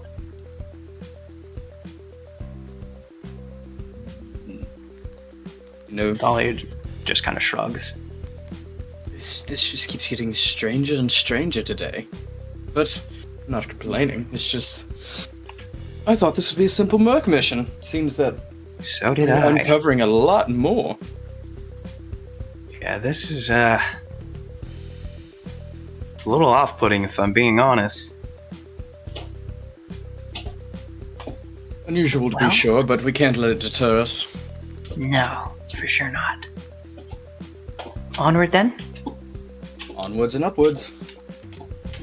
And onwards and upwards you do. Vython, Yes. what is your armor class? Armor class is currently 18. Okay. As you guys see the clearing, you all see a clearing of trees in front of you. And you hear the very distant roar of waves. It appears that you've reached at least about 100 feet or so in front of you, there's a clearing where the cliff leading down into the ocean is. And on that cliff, again, like I said, about 100 feet away, you can see the remnants of what looks to be a camp. Bingo. Can I make a perception check to see if Go I ahead. see like any type of movement? Yeah, go ahead. With a 10. Oh, wow. You suck, dude. With a 10, you glance through the trees, and behind you, to your left, you see an orcish man with a giant bow aimed right at you. He lets go of the arrow, and it slams into your chest. You're going to take 8 points of piercing damage as he, with insane speed, knocks 2 more arrows and shoots Thalia and Maverick as well. The one going towards Thalia hits her hard, and she hits the ground. Maverick, you see it sink into his shoulder. All 3 of you kind of cry out in surprise as he just... Run, little ones. All right, what are you doing? About how far away am I from him? You're about 50 or so feet. He's behind you guys. Okay. I am going to move my 30 feet towards him, Okay. and then after that's about 20 feet left in distance, I am going to use. Wait, do I have this? Yes, I have Blood Drive. Okay. So I'm going to make the 30 feet, get to the edge, and I'm just going to hold out my arm towards him, like, you know, kind of like the kind of gesture of like, come at me. Yeah. But as soon as I do, I'm gonna clench my fist, and you're gonna see the arm go just out of a pressurized burst of blood go flying towards him. All right, go ahead and roll to hit. Right, and that is going to be arm. Okay. A 16 does not hit. As you shoot him, he leans back and falls out of the tree, grabs the branch with his legs, and swings up into the air. You have 2 more attacks. Okay, I'm gonna take the other arm and send that one at him. Roll to hit. Yeah, you nail him right in the face. Roll damage and roll your last attack. All right, it is. Hold on, I don't have. There. I believe it's 2d6 plus. Yeah, perfect. All right, 15 points of damage on the first hit. Let's go. Roll. I believe you get 1 more attack. All right. Also, I just realized I've been rolling with the wrong thing, but it's fine. It wouldn't have made a difference. This time, yeah, I'm gonna use the other arm after it's regenerated. Okay. Yep, that hits. Roll damage. Dang, another 15 points of damage. Yeah, as he's flipping through the air, his arms wide, his giant bow in one hand. Doom, doom. The two second hits smash into him like bullets, kill his momentum, and he just drops to the ground. Oh. I don't Thalia. run. Thalia gets off the ground, and Maverick kind of runs over. Maverick is going to shoot him with his assault rifle. He goes. Yeah, he just goes. All right, I hate backstabbing pieces of crap like you. And he just unloads on the guy. You just hear a couple of shots firing out. But this guy, even with the 2 giant wounds in his chest, freaking dodges the bullets. Oh, wow. Yeah, Okay. the Maverick Flashback. just kind of Maverick's eyes go wide, and he just goes, "Oh, all right." He shoots him again, And he dodges those bullets too. Dude, what? The orc kind of smiles and he just goes, "You thought I'd be easy prey, didn't you?" I gotta roll this real quick. Yeah, that's fine. He just said, did you hear what he said? Yes, I did. Alright. It's right, some low-time criminal disappeared into the woods. Bounty frozen for a while. He just takes a couple of steps forward. Doesn't anybody wonder what a criminal does in his free time? So they wouldn't even care enough? Thalia stands to her feet. "Yeah, I'm over this," and charges at him. As she does, her hammer, for just she clicks a button, and the two ends of the hammer just extend. And she runs at him and swings the hammer, smashes into the side of them, and as it does, that section of the hammer is pushed back in. You hear a ka-ching as an explosion erupts out of the hammer and knocks the guy flying. He is going to take hammer damage, so that's a 10 plus strength, so that's going to be 8 plus another 10 points of fire damage from the explosion. So 18 points of damage total. She charges at him, flips the hammer around to the other side that hasn't been pressed in yet, and swings down while the guy's on the ground. But he manages to roll out of the way. The hammer hits the ground and blows up and knocks Thalia back. She takes a couple of steps to steady herself as the guy jumps up, pulls off a massive glaive from his back, and just smiles. Slashes at her. Oh, that's going to be a hit. Again. That's a hit. And again is a miss. The giant glaive slashes down on her arm. She takes a step back, wincing. He takes the end of the glaive and smacks her in the bottom of the chin. She takes another step back. And he brings it down on her, attempting to cut off her head.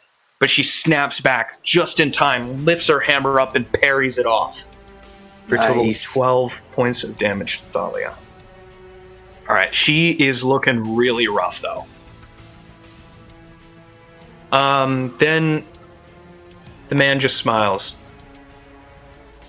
"No, I don't just sit around and twiddle my thumbs. I'll make it hard." You all hear a deafening roar split through the woods.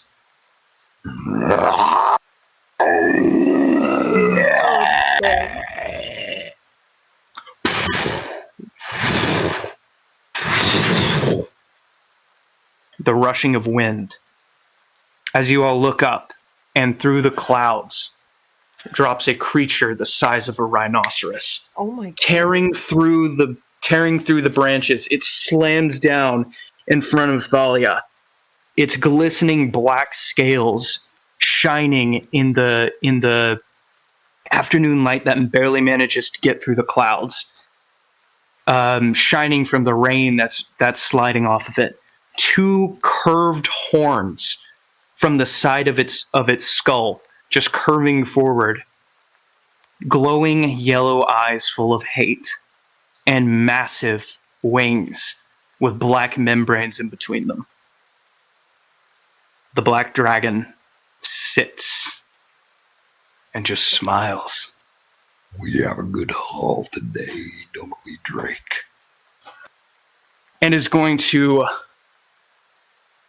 try and bite Thalia. Oh my gosh, what the actual heck is happening? Yeah, it thrusts its head down and just smashes into... Well, let's see if it hits first. No, Thalia manages to... Her eyes are wide, and though her face is full of terror, she manages to barely dodge out of the way as the dragon slams into the ground. "Oh, that won't do. says the dragon as it pulls out its claws. The first strike slams into Thalia and knocks her flying. She slams against a tree and falls down, completely unconscious. The dragon slinks towards you, Vython. Its eyes glint with malice as it sees you. You smell like magic. I wonder how you'll taste. And swings its other claw at you. 26 to hit. That hits. You take 13 points of slashing damage as this claw just rips through you. And the dragon just... The man in the back that the dragon called Drake just kind of laughs. I love the look on the hunter's face when they become the hunted. Maverick is going to use his turn to just go, Thalia, no! And run over to her and like try and grab her and drag her out of danger. What are you doing, Vython? Okay. Trying to get a quick positioning on where everything is. The dragon's right in front of me. Where's the other dude? So if you want to get a quick positioning, if this is you, this is the dragon, guys about back here. There's some trees to your right and left, kind of here-ish, and then Thalia and the guy are back here. All right. Well, if I try and run towards him, the dragon's definitely getting an attack opportunity. So, we'll take what's on the plate right now. Oh, you want a taste, do you? It smiles in you one. anticipation. All I'm right. gonna take piercing forearm, so break the hand, use the arm bone, and I'm gonna try and jam it right up into his jaw. Roll the hit.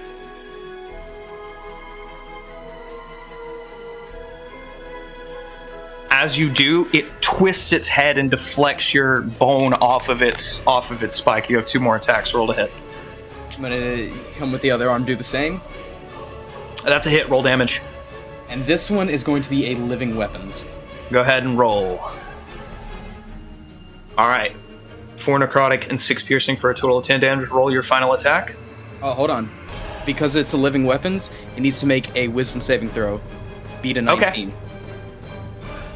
It fails. It fails. You see its eyes. You see its eyes dilate as it looks at you. It's now Takes 10 points of damage. scared of me for 1 minute. Yep.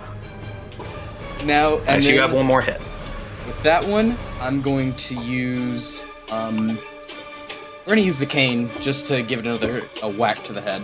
Roll the hit. Ah, that's not All right. great. As you slash at it with the cane, the dragon rears back and knocks it away with its claw and kind of like takes 2 steps back on its hind legs and slams back down on the ground. No. Let's see. Oh, that's great. Ugh, Oof, that's a lot of damage. it is. Yep. You But feel that's your why I got psyche. the armor. You feel your psyche kind of shattering a little bit, but you're doing okay. That's The why I dragon. picked the psychic resistant armor. Yeah, the dragon kind of moves slowly, strafing around you. Its eyes just looking at you, and then it sees behind you.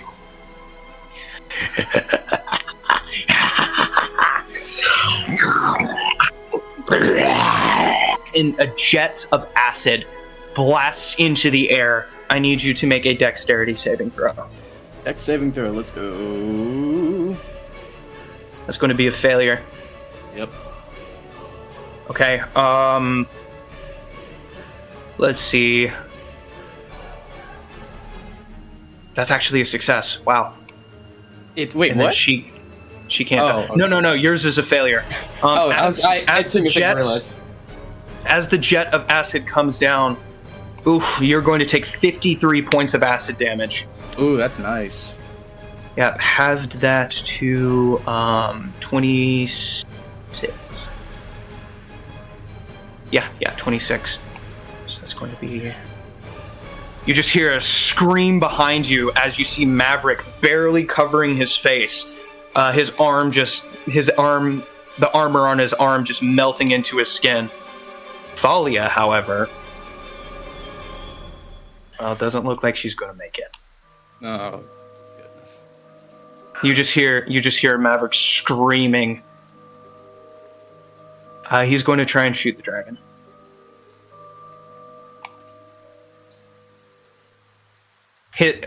Racked with pain, his shots are going wild and completely missing him. Behind the dragon, you just see the guy laughing. He goes, you're all the same, all of you. All right, Vilgex, do it. The dragon, its eyes still dilated, acid dripping out of its mouth. It crouches down, and you see something you had missed before. Some kind of contraption strapped to the dragon's back.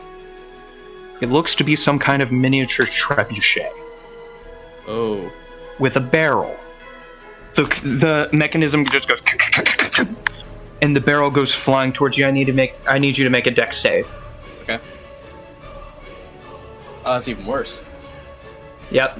The barrel hits the ground and there's an explosion as you are sent flying. You are going to take... Oh, wow. That's an awful roll. 9 points of fire damage as the explosion knocks you through a sapling. You go flying until you hit the ground and tumble. The rain is pelting up against you. The dragon is roaring. Its eyes still dilated. It can repeat the save at the end of its turn. But it does have disadvantage being feared. Oh, wait, no, sorry, that's ability checks. Never mind, not saving throws. Yep, okay. What was the DC, 14? 19. Yeah, it failed. That's why, max constitution, baby. Yeah, the dragon is just kind of like cowering there, and Drake just kind of walks up beside it and smacks it in the side of the head. What's wrong with you, big guy? Look. You see from the explosion, Maverick is just up against a tree, quivering, covered in burns. He coughs a few times. Oh, dang. He's still alive, but barely. Drake, the hunter, takes a few steps forward. I'd like to see what you have to do now. That's when you hear strange sound. You hear just coming from the cliff behind you. Oh boy. The clouds have moved over your position and over Mariner's Haven. Oh. You hear a bit of thunder. And then a clap of lightning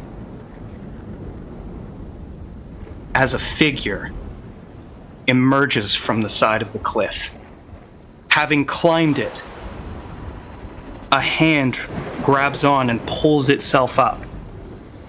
2 glowing white eyes with seawater and rainwater pouring down his familiar armor.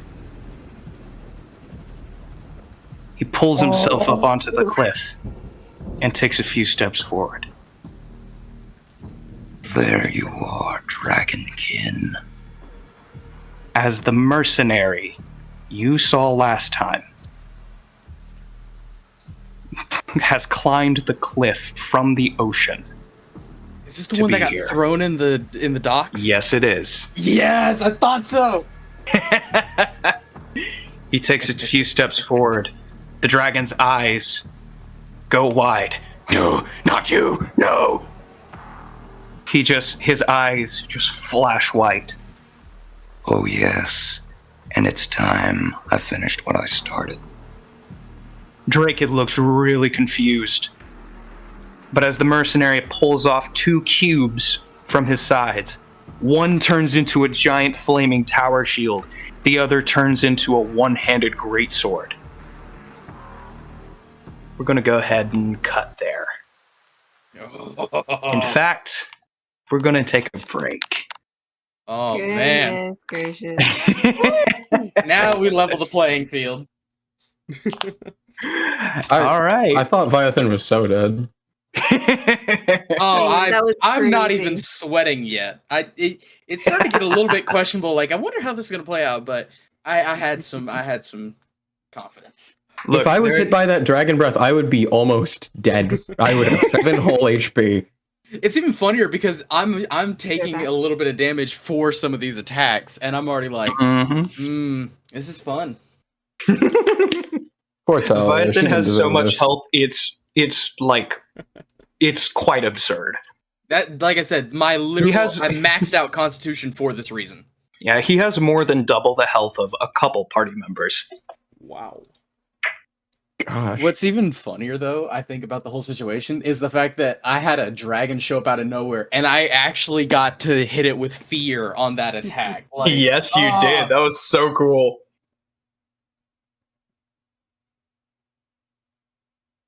it's so good. All right. And so we'll be back here at about 2:48, give or take. We've been going for about 2 hours. I'm gonna go let my dog out. Okay. Shoot. I need to go give my dad the lawnmower key. I had it in my pocket. Dumbo.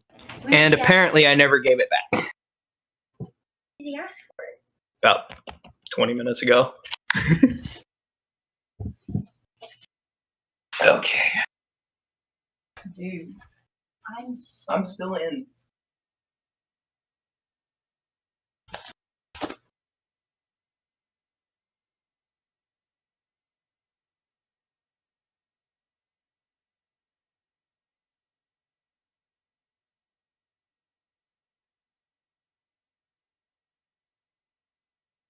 Okay. What?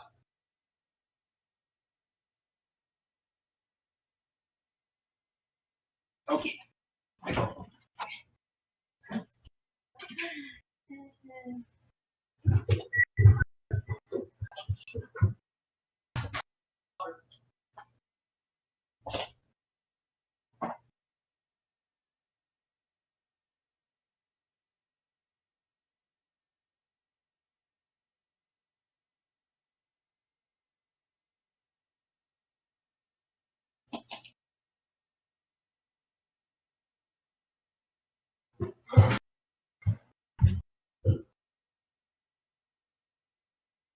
You left your phone downstairs.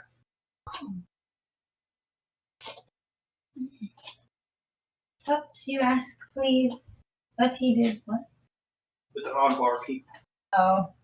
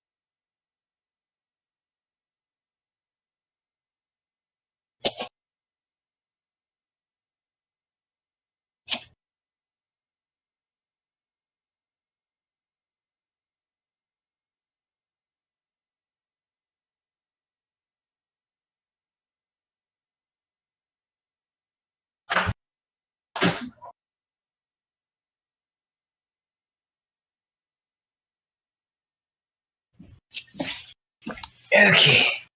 I've returned. Hey, Luke, I have a Welcome. question. Yes. What is your question? Can you check my Vessel of Chaos ability? Because the last 2 lines of it seem to contradict each other. The one in our DMs? I don't know if it's in the. It might be the one in the DMs, but I know it's the one I have on my character sheet right now. Okay, let me check it real quick.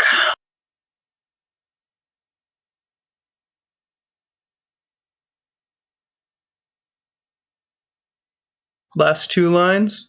Yeah, so where it both mentions 0 HP, it seems Okay. like one would contradict the other. Okay, so There are. So the wording here is HP versus max HP. Okay. There are effects in Dungeons and Dragons that reduce specifically your maximum. Oh, okay. I get what you mean now. Yes. Okay. Thank you. So Making sure. if you for some reason are hit by enough effects that your maximum HP reaches 0, then that's how that comes into effect. Gotcha. Okay. So on the rare occasion that happens, I just mostly need to focus on the first. Okay. Yep. Let me read it, dang it. Oh, sorry. I thought you had your own. I didn't realize you were doing mine too. No. Awesome. Okay. What are Sorara? Are you back, Sorara? I am big. Okay, wonderful. Is everybody back? Yep. Hearthman Jones? Arth died. There was another intern. It blew up again. Well, Arth didn't Koala's die. just kept him busy with all her documents. Quaddle? Quaddle, that's what that was. Is everyone here? Yep. Mm-hmm. That's how you spell her name, by the way. Quaddle. Quaddle. I was spelling it with the QA or QUA. That's kind of what I thought it was. Before we start, Luke, I want to say thank you for not making the natural one my fault. Yeah. Oh yeah, that's crazy. This is your area of expertise. I'm not going to have you fail that. That made Like me it very just happy. feels awful when your character is legitimately good at something, and you get a natural one. It's like there's a 5. What's up, Liv? It was kind of hilarious how you went around it, though. Hashem, I need to. Oh, I already did. So you're good until Monday? Like, yeah. I know Justin was sweating, thinking his car was about to be obliterated. I was so upset. This car is an integral part of my backstory. How could you? Okay. Whatever you say, man. Yep. Mm-hmm. Okay. Does anybody want to have a little bit more screen time, or are we cool with jumping back into Vythan's little sub-quest here? I'm good if anyone wants to do anything, trust me. No qualms here. I'm good. You know what? I think we will go over to Blank real fast, okay? Oh, it's crap. Yeah. Because honestly, Hearth, unless you want to roleplay some workshop shenanigans, I don't really have much else for you. Yeah, I'm good for now. Okay, cool. Cool. All right. So, Blank, Uh-huh. the time has come. After spending all of the morning and a good bit of the afternoon just hanging out with, I put my phone in my pocket so I forgot everyone's names, with Remy and Spike. Mm-hmm. The time has come. You all come back into the theater, and Arvin is just standing on the stage, his legs spread wide, his hands on his hips, and his back is turned towards you. Okay, let me think. I guess I'm gonna also do a bit of a performance of my own, reading off the script. All right. As you walk in, Arvin just lifts his head towards the stage lights. I thought I would have to cancel this play, What a lad. but you three are my shining lights in this darkness. I thank you so much. She kind of smiles and does a little bow. He turns towards you all. Do me proud today. Though you already have. Oh. He wipes away a single tear. The show must go on! Okay, Blink can't help but like laugh a little bit. She's trying not to, but like the ridiculousness is like crazy to her. Remy kind of elbows her a little bit, but Spike is also laughing. All right. After a little bit of setup, putting up the props and meeting the rest of the cast members, mostly just a couple side characters. There's like a counselor who helps the hero in her journey. They have a little bit of fun trying to fit the sword onto your gauntlets, the sword prop. Yeah. Yeah. They eventually just tie it on there with some rope. Yes. Before Spike just looks at the rope and just shakes his head. No, that's no. Let me do something. He walks backstage and rummages through the costumes for a little bit before coming back with a couple of belts. Oh. And he uses the belt to attach to the sword. Perfect. Remy kind of blinks a little bit and looks at him. He kind of shrugs. Hey, when I was in school, let's just say I had a minor passion in fashion. Can this be considered fashion? Probably not. Fair. yeah, Remy just kind of shrugs. I don't really think so, no. Sorry, Spike. But I'm glad you shared that with us. Same. He kind of scratches his head and blushes just a little bit. Yeah, I don't know why I said that. It's fine. I'll share that this actually what you created looks a little bit like how the blade I use when I fight. Oh? I don't want to use a usage of it, but I basically describe my flame blade that I can create. Their eyes grow wide. You can do magic? Mm-hmm. Spike just kind of... He just looks incredulous. He's just like, oh, sorry.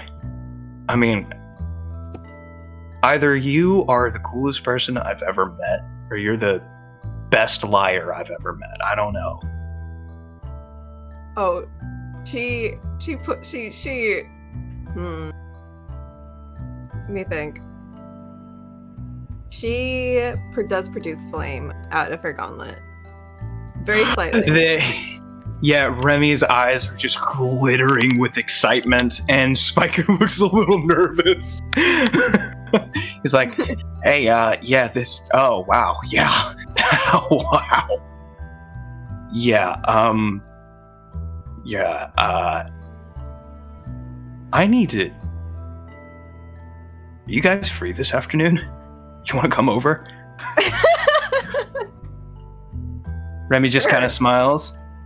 After the all-you-can-eat buffet, of course. Oh, definitely. After that. Yeah. Wow. All right, and with that, you hear people filing in to this little auditorium. Taking a peek through the curtains, Remy just kind of smiles. Oh, wow. My mom made it. She might not have been able to. And Spike he kind of nods and pats her on the back. Good for you, Remy.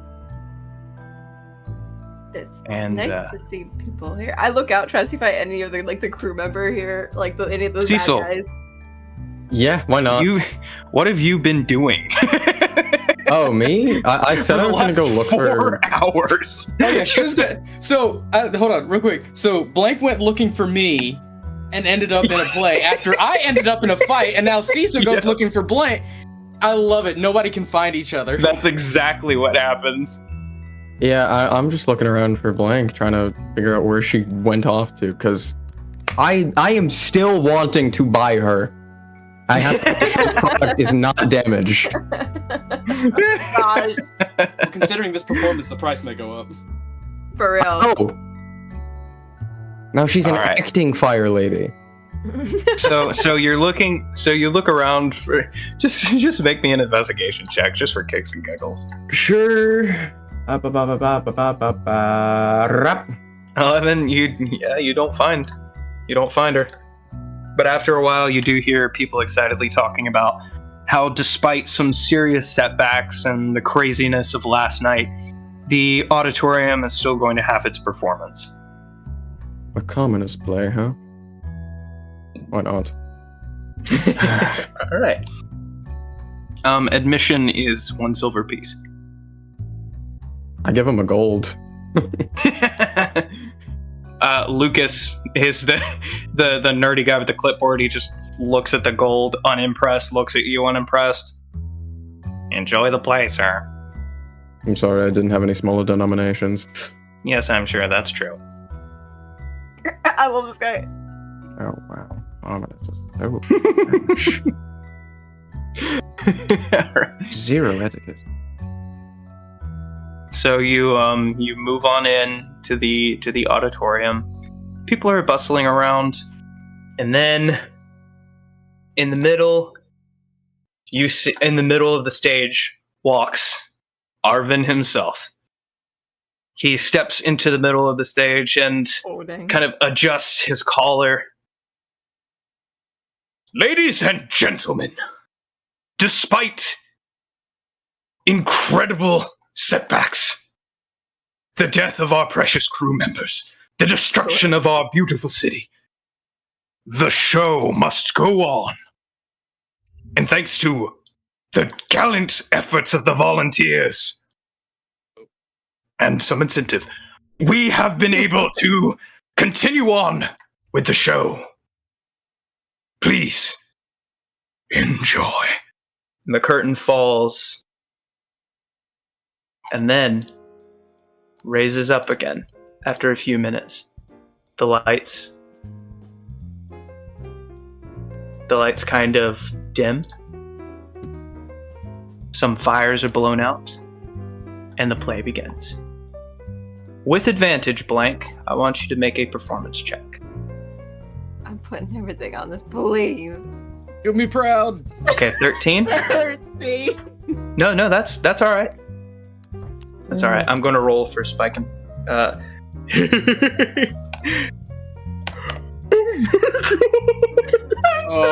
no! Despite a potentially mediocre performance from Blank, you are inspired by Spike, who puts his heart and soul into the performance as the villain. Everything he says, everything he does, every motion exists to spite you, to bring up emotions, primal emotions from within you, to hate this character that he's playing. You know it's your friend Spike, but man, is he making it easy to be the hero. As soon as he steps out, and in the first scene, he walks in front of the crowd, like at the edge of the stage, with his arms raised, and the crowd boos him. Oh, I love it. And he just gives a bow as they boo him, and he just laughs in their faces, does a spin on his heel to turn his back towards them, and makes his evil villain monologue walking towards you.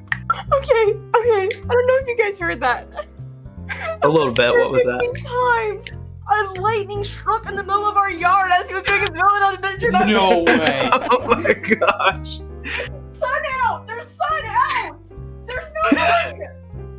Okay, as more sessions go on, I'm starting to get really convinced that the timing is not coincidental anymore. The timing's a little freaky, man. Anyways, so yeah, he, which is hilarious because he rolled a natural 20 on his performance check. Oh my god! And indeed, at the climactic moment of the final fight, where your swords are engaged together, and he's taunting you for the final time, your eyes lighting up from the unbidden hate that you feel for this character. The light from your fiery hair lights up, even though your hair is covered by the illusion. Oh no! Lights up the entire stage as you strike back at the villain. He flies backwards and hits the tower on top of which Remy, the damsel in distress, is. And at the climactic moment of the show, Remy grabs a sewing wheel, like the one out of Sleeping Beauty, and drops it on the villain, finishing him off once and for all. The crowd cheers. I mean, Arvin is sobbing. He can't move. He's on his knees. He's sobbing giant globs of tears. His hands raised to the sky, just going, yes! Art! And yeah, it's a good time. Then the ceiling smashes in as the Tyrannosaurus Rex screams into and rain pours in. I need you and Cecil to make. I need you both to go ahead and make initiative, please. I'm sorry, what? What? Initiative, please. Okay. All right. All right. All right, 6 from Blank. 6 for me as well. It's going great. Boom, random T-Rex. Oh my Let's see what the Tyrannosaurus does, I suppose. Yep, okay. I can't spell Tyrannosaurus. Oh, there we go. All right. Lordy Lord. Smashes it. It's the one that was being sold not too long ago. Oh, that's. I was going to buy this. All right, yeah, it smashes in the ceiling, screams, people are running, Spike is going, wow!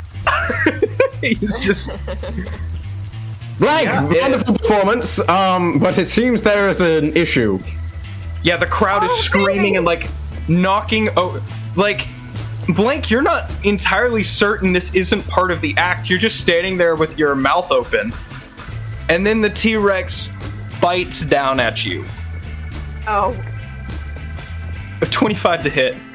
Yeah, that just a little bit. Just tiny bit, yeah. You take 31 points of piercing damage. I need you...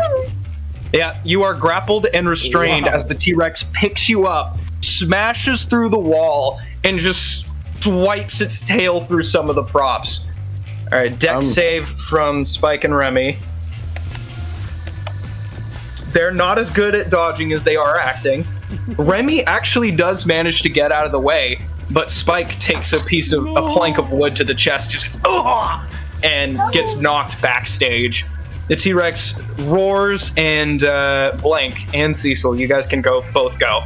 The Cecil, you're being battered by the crowd as they're trying to escape. You common folk, get out of the way! So Blank, go ahead. Can I Misty Step?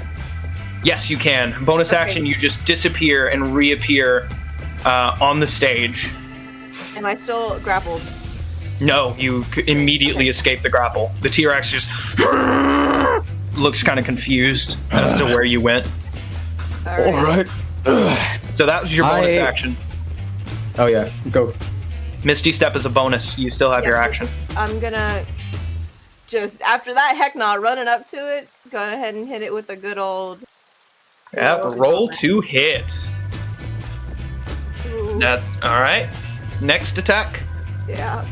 Yep, those both hit. Roll damage. Oh, nice. I was about to say, how is she not hitting a T-Rex? This thing is massive. Okay, let's see. How much damage is that? 18, 26, 36, 49? 49! Wow. Gosh. Oh my. Yeah, Isn't she multi-classing? What is this? Yeah, she is. She is. I know. So yeah, this thing has ruined your play. It ruined that beautiful moment right at the end. There's rain pouring in from the hole it just smashed in through from the street. From outside, you hear somebody yelling, "Get the T-Rex!" And then another man going, "I'm sorry, I'm so sorry, please!" And like people are screaming and running and trampling over each other, and you just you Misty Step teleport. There's a flash of flame in the T-Rex's mouth. It looks confused as you reappear in another flash of flame in a superhero pose. And freaking Shoryuken this thing. You smack your gauntlet into the bottom of its jaw. There's an explosion of fire. Its head goes flying back. It roars. Cecil, what are you doing? I am going to use my bonus action. You know what I'm doing. I'm going to pull out a deck of cards. And all right. I did tell you, I did say exactly what I was going to put on this thing, right? Yes. I remember I told you. Okay. So that's a deck save from the T-Rex? I think so. Is that what it is? It's one of your favorite spells, so it should be. Yeah, it's a dex save. It fails. Okay. Go ahead and roll damage. I am going to throw this card, the T-Rex, and as the card slowly travels, it's going to pulsate with magical energy, slowly turning like a sickening green. As it reaches the T-Rex, it implants in the side and just explodes into disintegrate. Roll damage. Oh my gosh. I don't know what the damage for disintegrate is. That is going to be 10d6 plus 40. Oh my stinking gosh. I'm gonna use 2 sorcerer points to reroll those 1s and 2s. Okay, re-roll them. So it's going to be 1, 2, 3, 4, 5. Roll another 5d6. 5d6. How much is it for empowered spell? You can only re-roll up to your charisma bonus. Okay, so yeah, I'm rerolling the 1s and 2s. Yep. So instead of, so it's going to be 69 minus 1, 2, 3, 4, 5. So 2, 4, 6, 8. So add another 7 points of damage for a total of 76 points of damage. Let me do some math.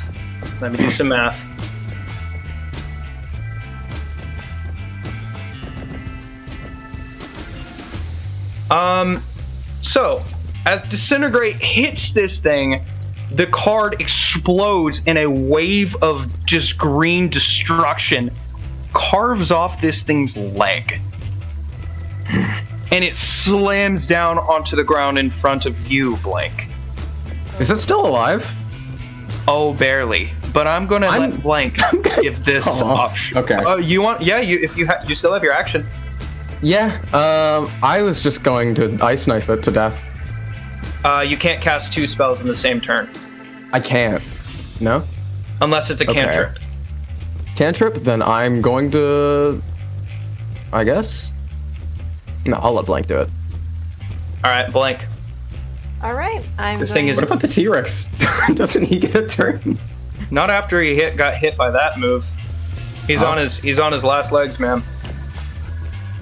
I am going to, as my, I'm pretty sure it's a bonus action, Hexblaze Curse. Yep. And I'm gonna pummel it again. Roll a hit. Okay. Just go ahead and roll damage. Use the second one. Okay, how do you want to do this? She rips off her crown that is concealing her hair. Oh! She goes Super Saiyan. Yes. She thinks about standing above it, but she stands underneath it and just lets herself burn as the fires rise up. She herself also, it basically does like a Mario punch, like onto a block, if that makes sense, up into its head. Yep, as it's falling down, you just boom, boom. There's a ring of fire from the impact, and the creature's head just gets rocketed back. Immediately, the heat just disintegrates the lower jaw. Oh, let's go. And just a blast of fire knocking this thing back through the wall which it came from. You land 3-point superhero pose, and the people just roar in approval. The people who didn't manage to make it out are just... Some of them are still screaming, some of them are still crying, but a lot of them are just going, yeah! Yeah! Oh my gosh! From somewhere you hear, oh!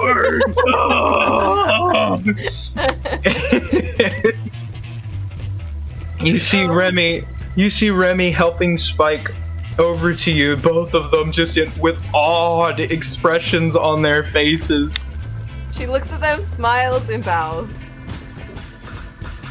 Spike passes out.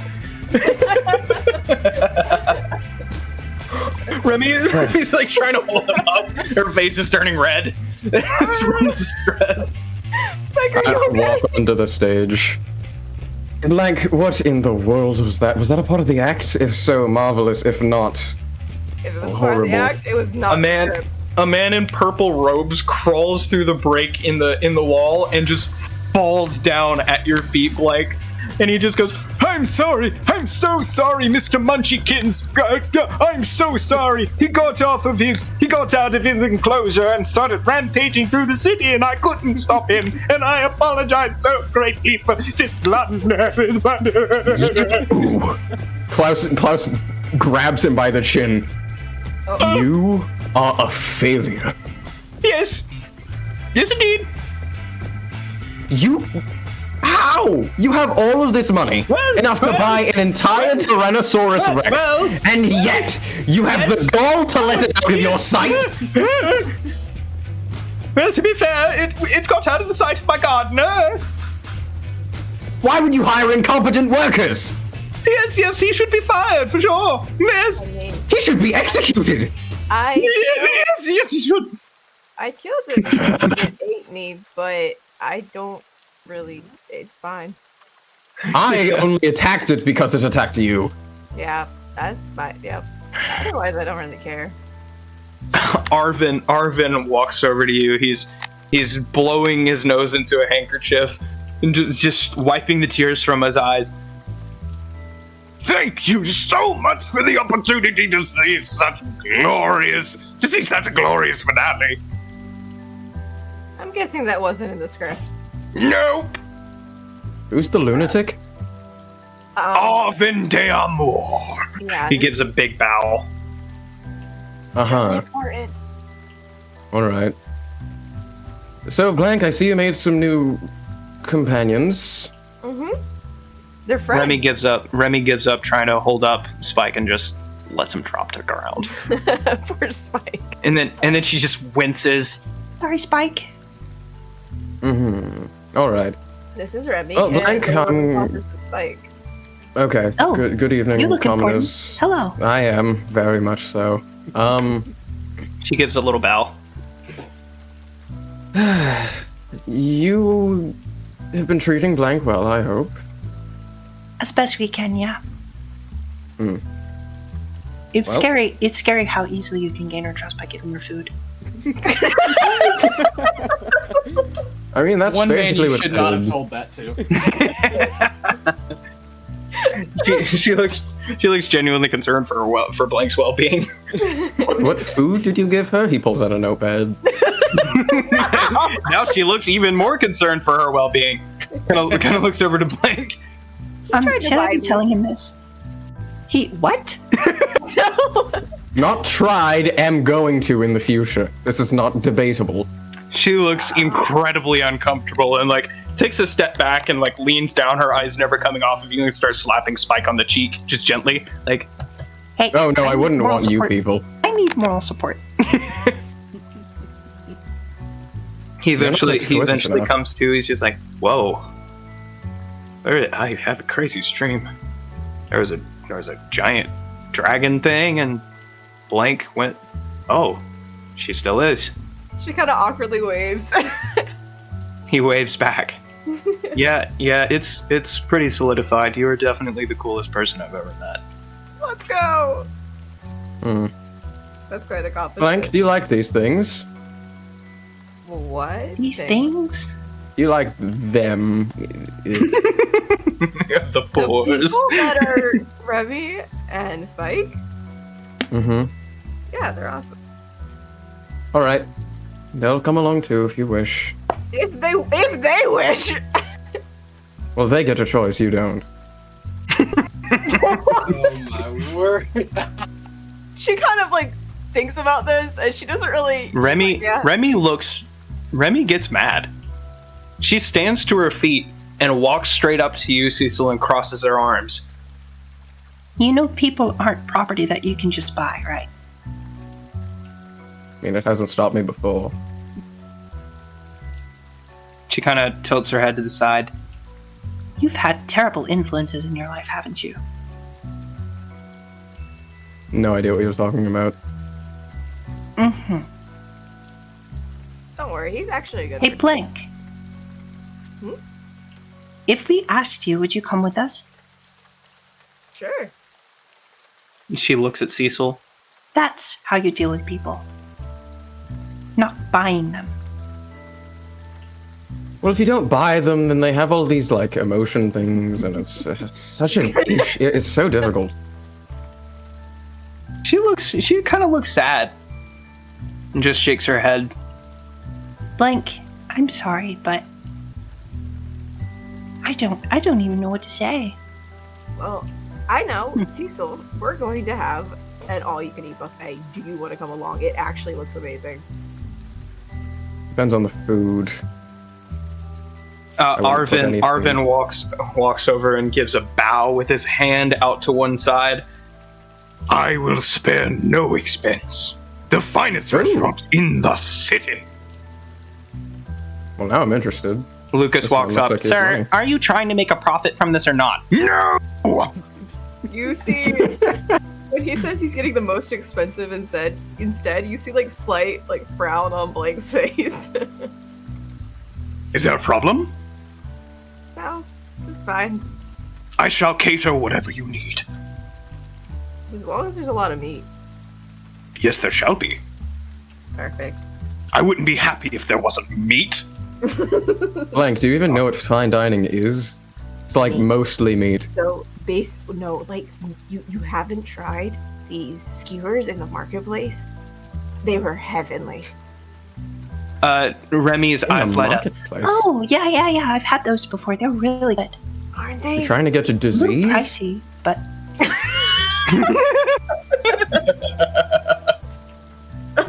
Poor Cecil.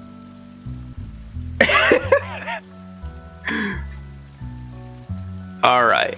And with that, we're going to go ahead and so we're actually going to go ahead and cut over to a pile of black scale on top of which a glowing-eyed man is ramming a sword in over and over and over again. Just as Viathan, a horrified and horribly battered and bruised and sliced Drake Hunter, is in front of you. Yeah, I just off-screened a dragon. What are you going to do about it?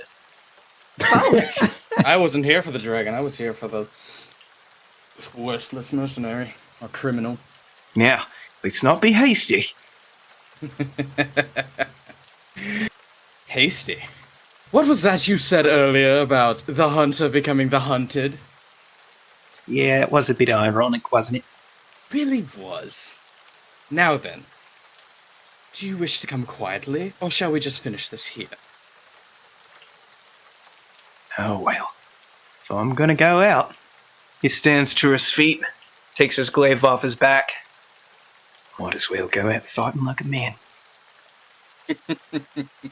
I can give you more credit than I thought I would. Fine then. Have Look. at thee.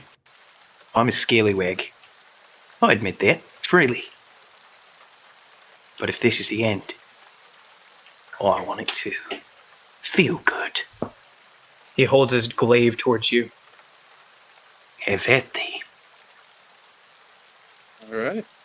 And do... He charges. Yep, he charges at you. I'm going to have both of you make a single weapon attack. Alright.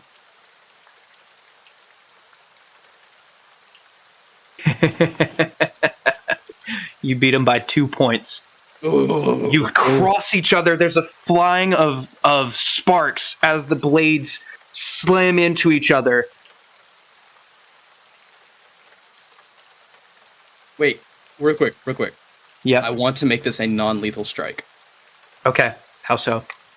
I merely want to take the cane, try and deflect off the glaive, and as soon as I know the glaive is past me, I'm going to twist the handle to turn it into the whip, so that would wrap around him and subdue him.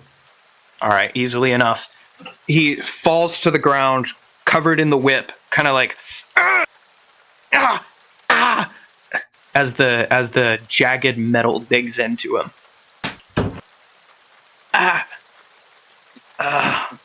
He passes out. No, wait, oh. He'll come to in a little bit. Well, If you didn't want him to pass out, we can say that he's still barely hanging on to his consciousness. yeah, He's I'd kind kinda of like to. squirming. I'm going to kneel down next to him, pull up a part of the whip so it's pushing against his neck. And I want to say to him, No! You think that I care this much about you? You think you matter to me? You are nothing more than a cure to my boredom, okay? I want you to know that I hate the mortals who embrace this new world, oblivious to the sacrifices that have been made. I hate their soft, fragile bodies, their fleeting hopes and dreams. They wander through life oblivious to the pain and suffering that lay just beyond the horizon. You are nothing more than a dust speck in the wind to me. And with that, I want to finally pull the cord against his neck. And with a final death rattle, Drake the Hunter falls to the ground, the muddy, rocky ground, and breathes his last. You hear the sound of stabbing stop.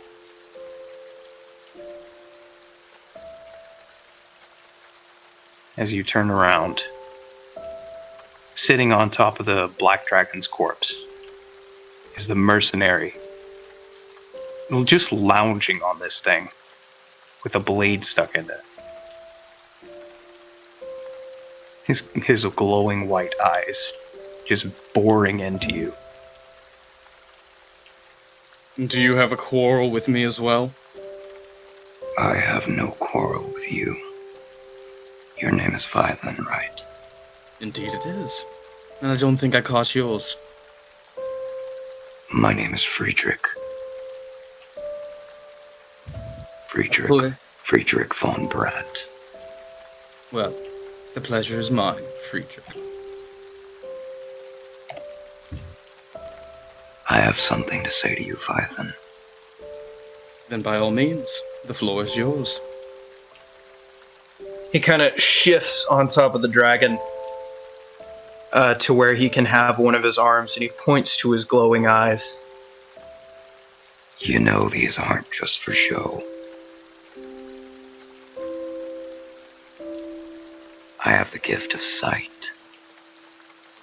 I can see things just beyond the surface. I can see the deepest things. From the invisible to the unknown to the very souls of men. I know hurt when I see it, Vythan, and you are full of it. However, that's not why I'm here. I have no quarrel with you. Your companions, however, are of the most heretical sort. A follower of the god of death,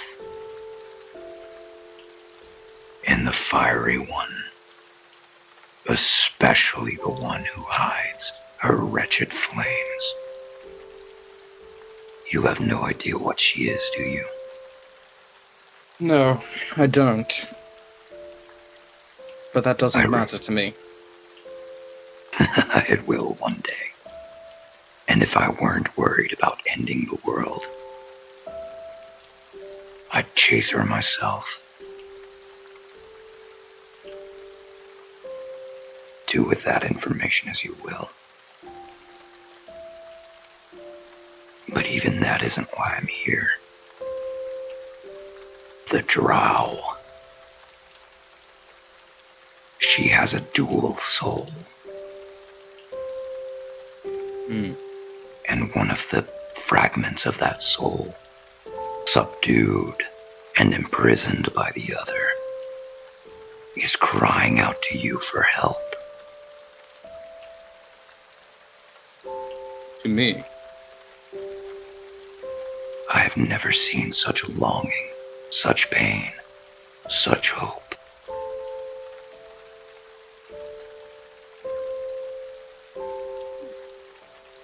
Very well. Have you been having dreams or visions? Of course, every person dreams. Different dreams. Yes. Whoever the soul is trying to contact you. That's all I'll say for now. He reaches onto his belt and pulls out a small little cube. It expands into a stone, and he tosses it towards you. Take it. I catch it. Easily enough. And When what is you this? When you find the witch, I want you to take that stone and shatter it at your feet. It will bring me to that point. I want to feel my blade slicing through her neck. I want to kill that abomination she's created.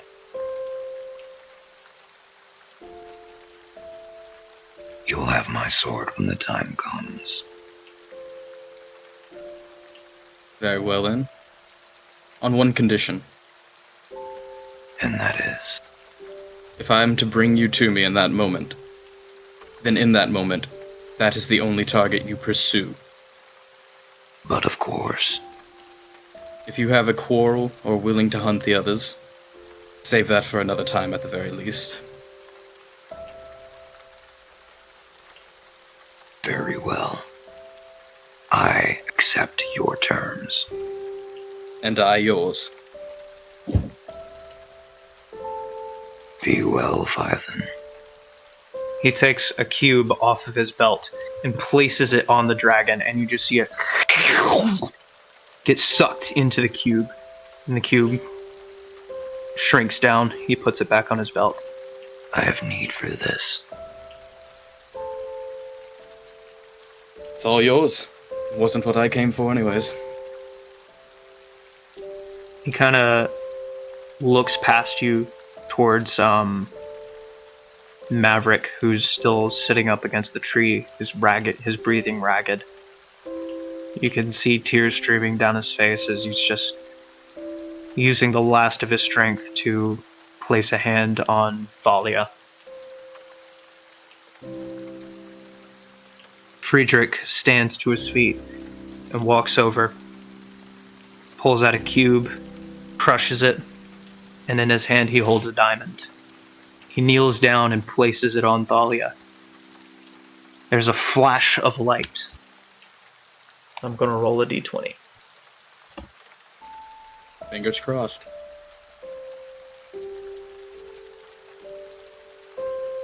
Nothing seems to happen.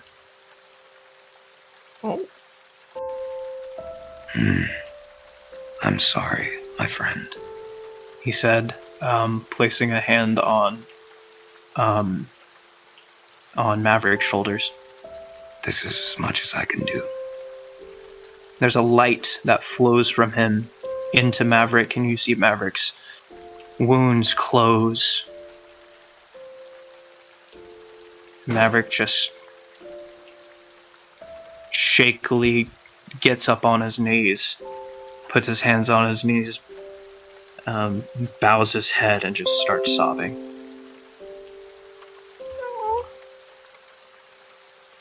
I'm sorry. Sometimes it's just their time to go. Not even what remains of magic. It's just not infallible. He stands up and looks to you over his shoulder, Phython. I'm still standing unmoved. Then until we meet again. Until that time.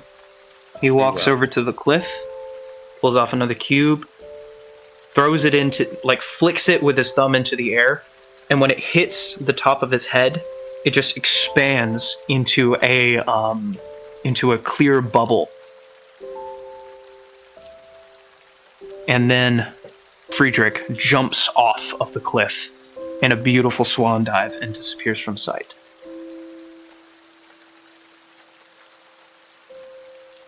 Standing there in the rain with standing there in the rain with Maverick sobbing next to the tree and your fallen comrade.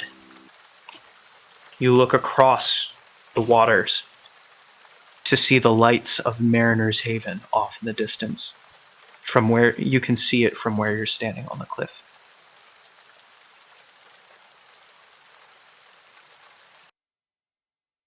So,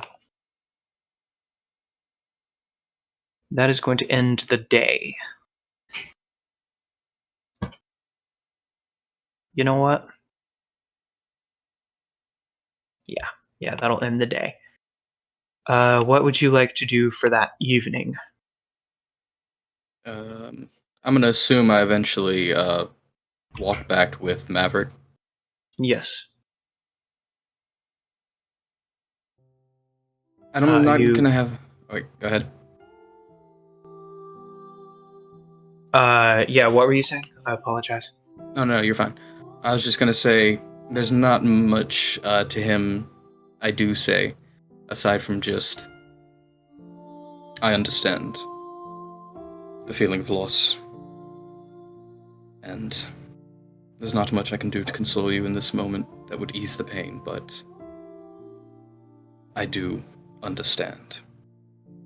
And I'm going to just try and I know that he's been, kind of healed, but I'm still going to kind of keep my arm around him, supporting him on the way back, and just... Yeah, he's exhausted for sure. He definitely needs it. You see him limply holding Thalia's hammer in his other hand. Bro. Does he happen to... Do I happen to where he stays? He frequents the pub. Like, that's where he'd have a room there? Yeah, he typically has a room there.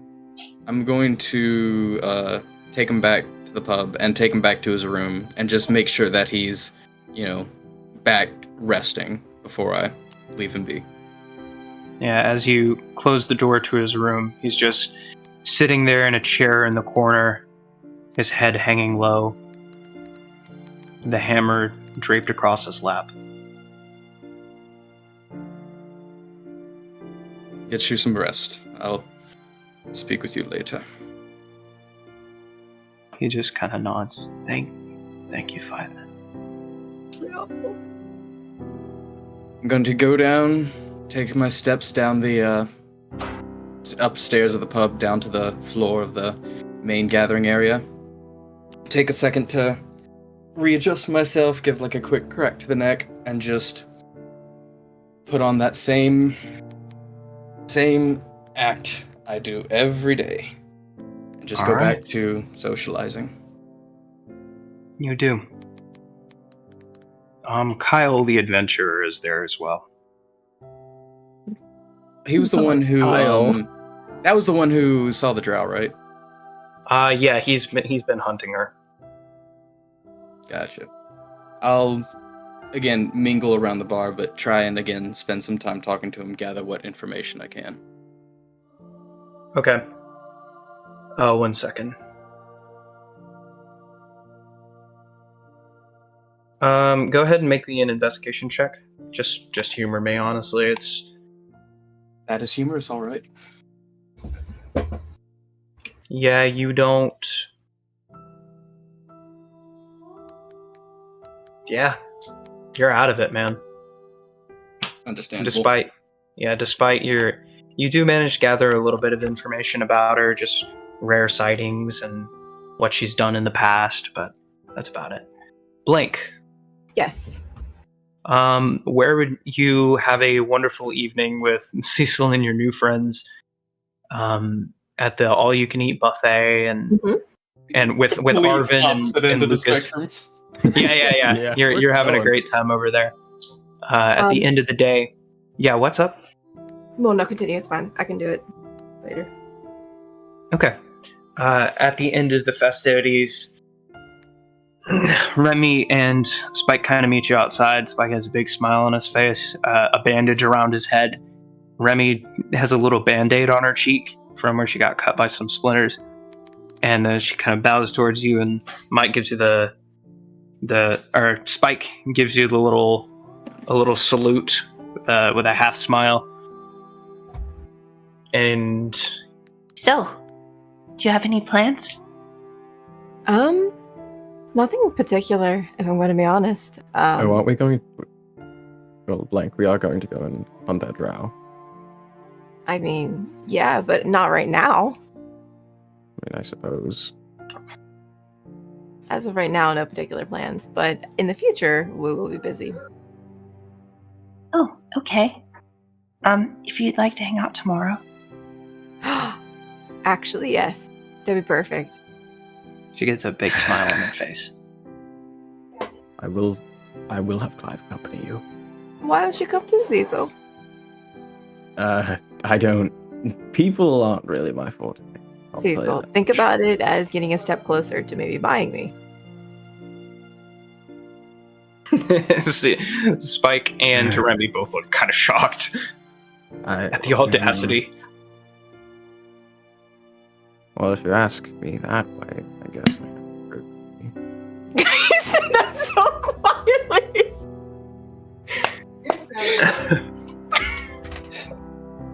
Fine. I don't want to hang out, but I just. Okay. All right. All right.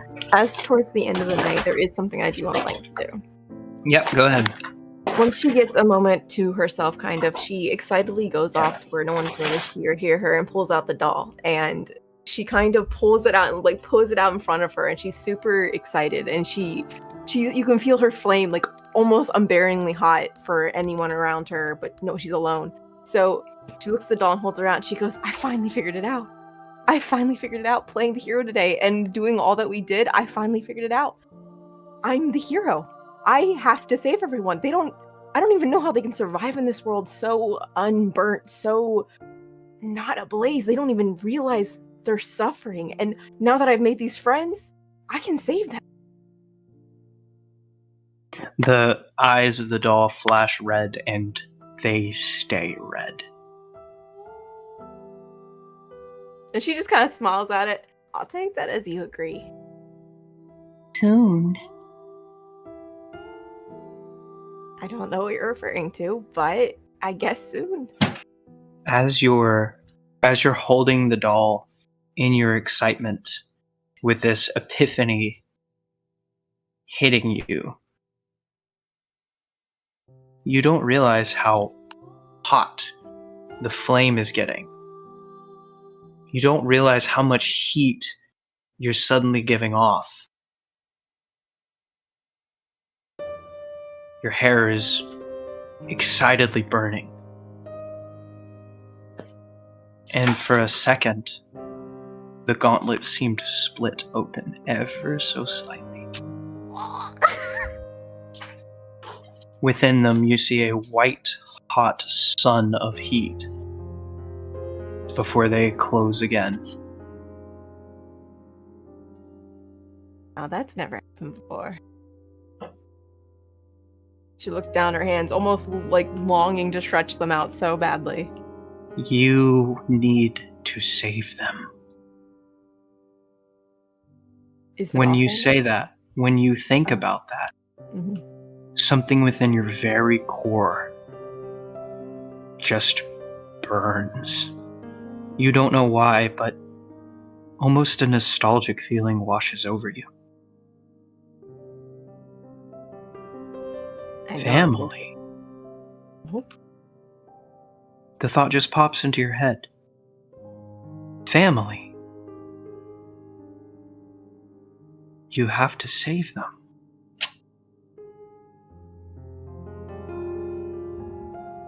She's very confused. The concept of family to her is something she's very briefly witnessed around the world. All of a sudden, it makes sense to you.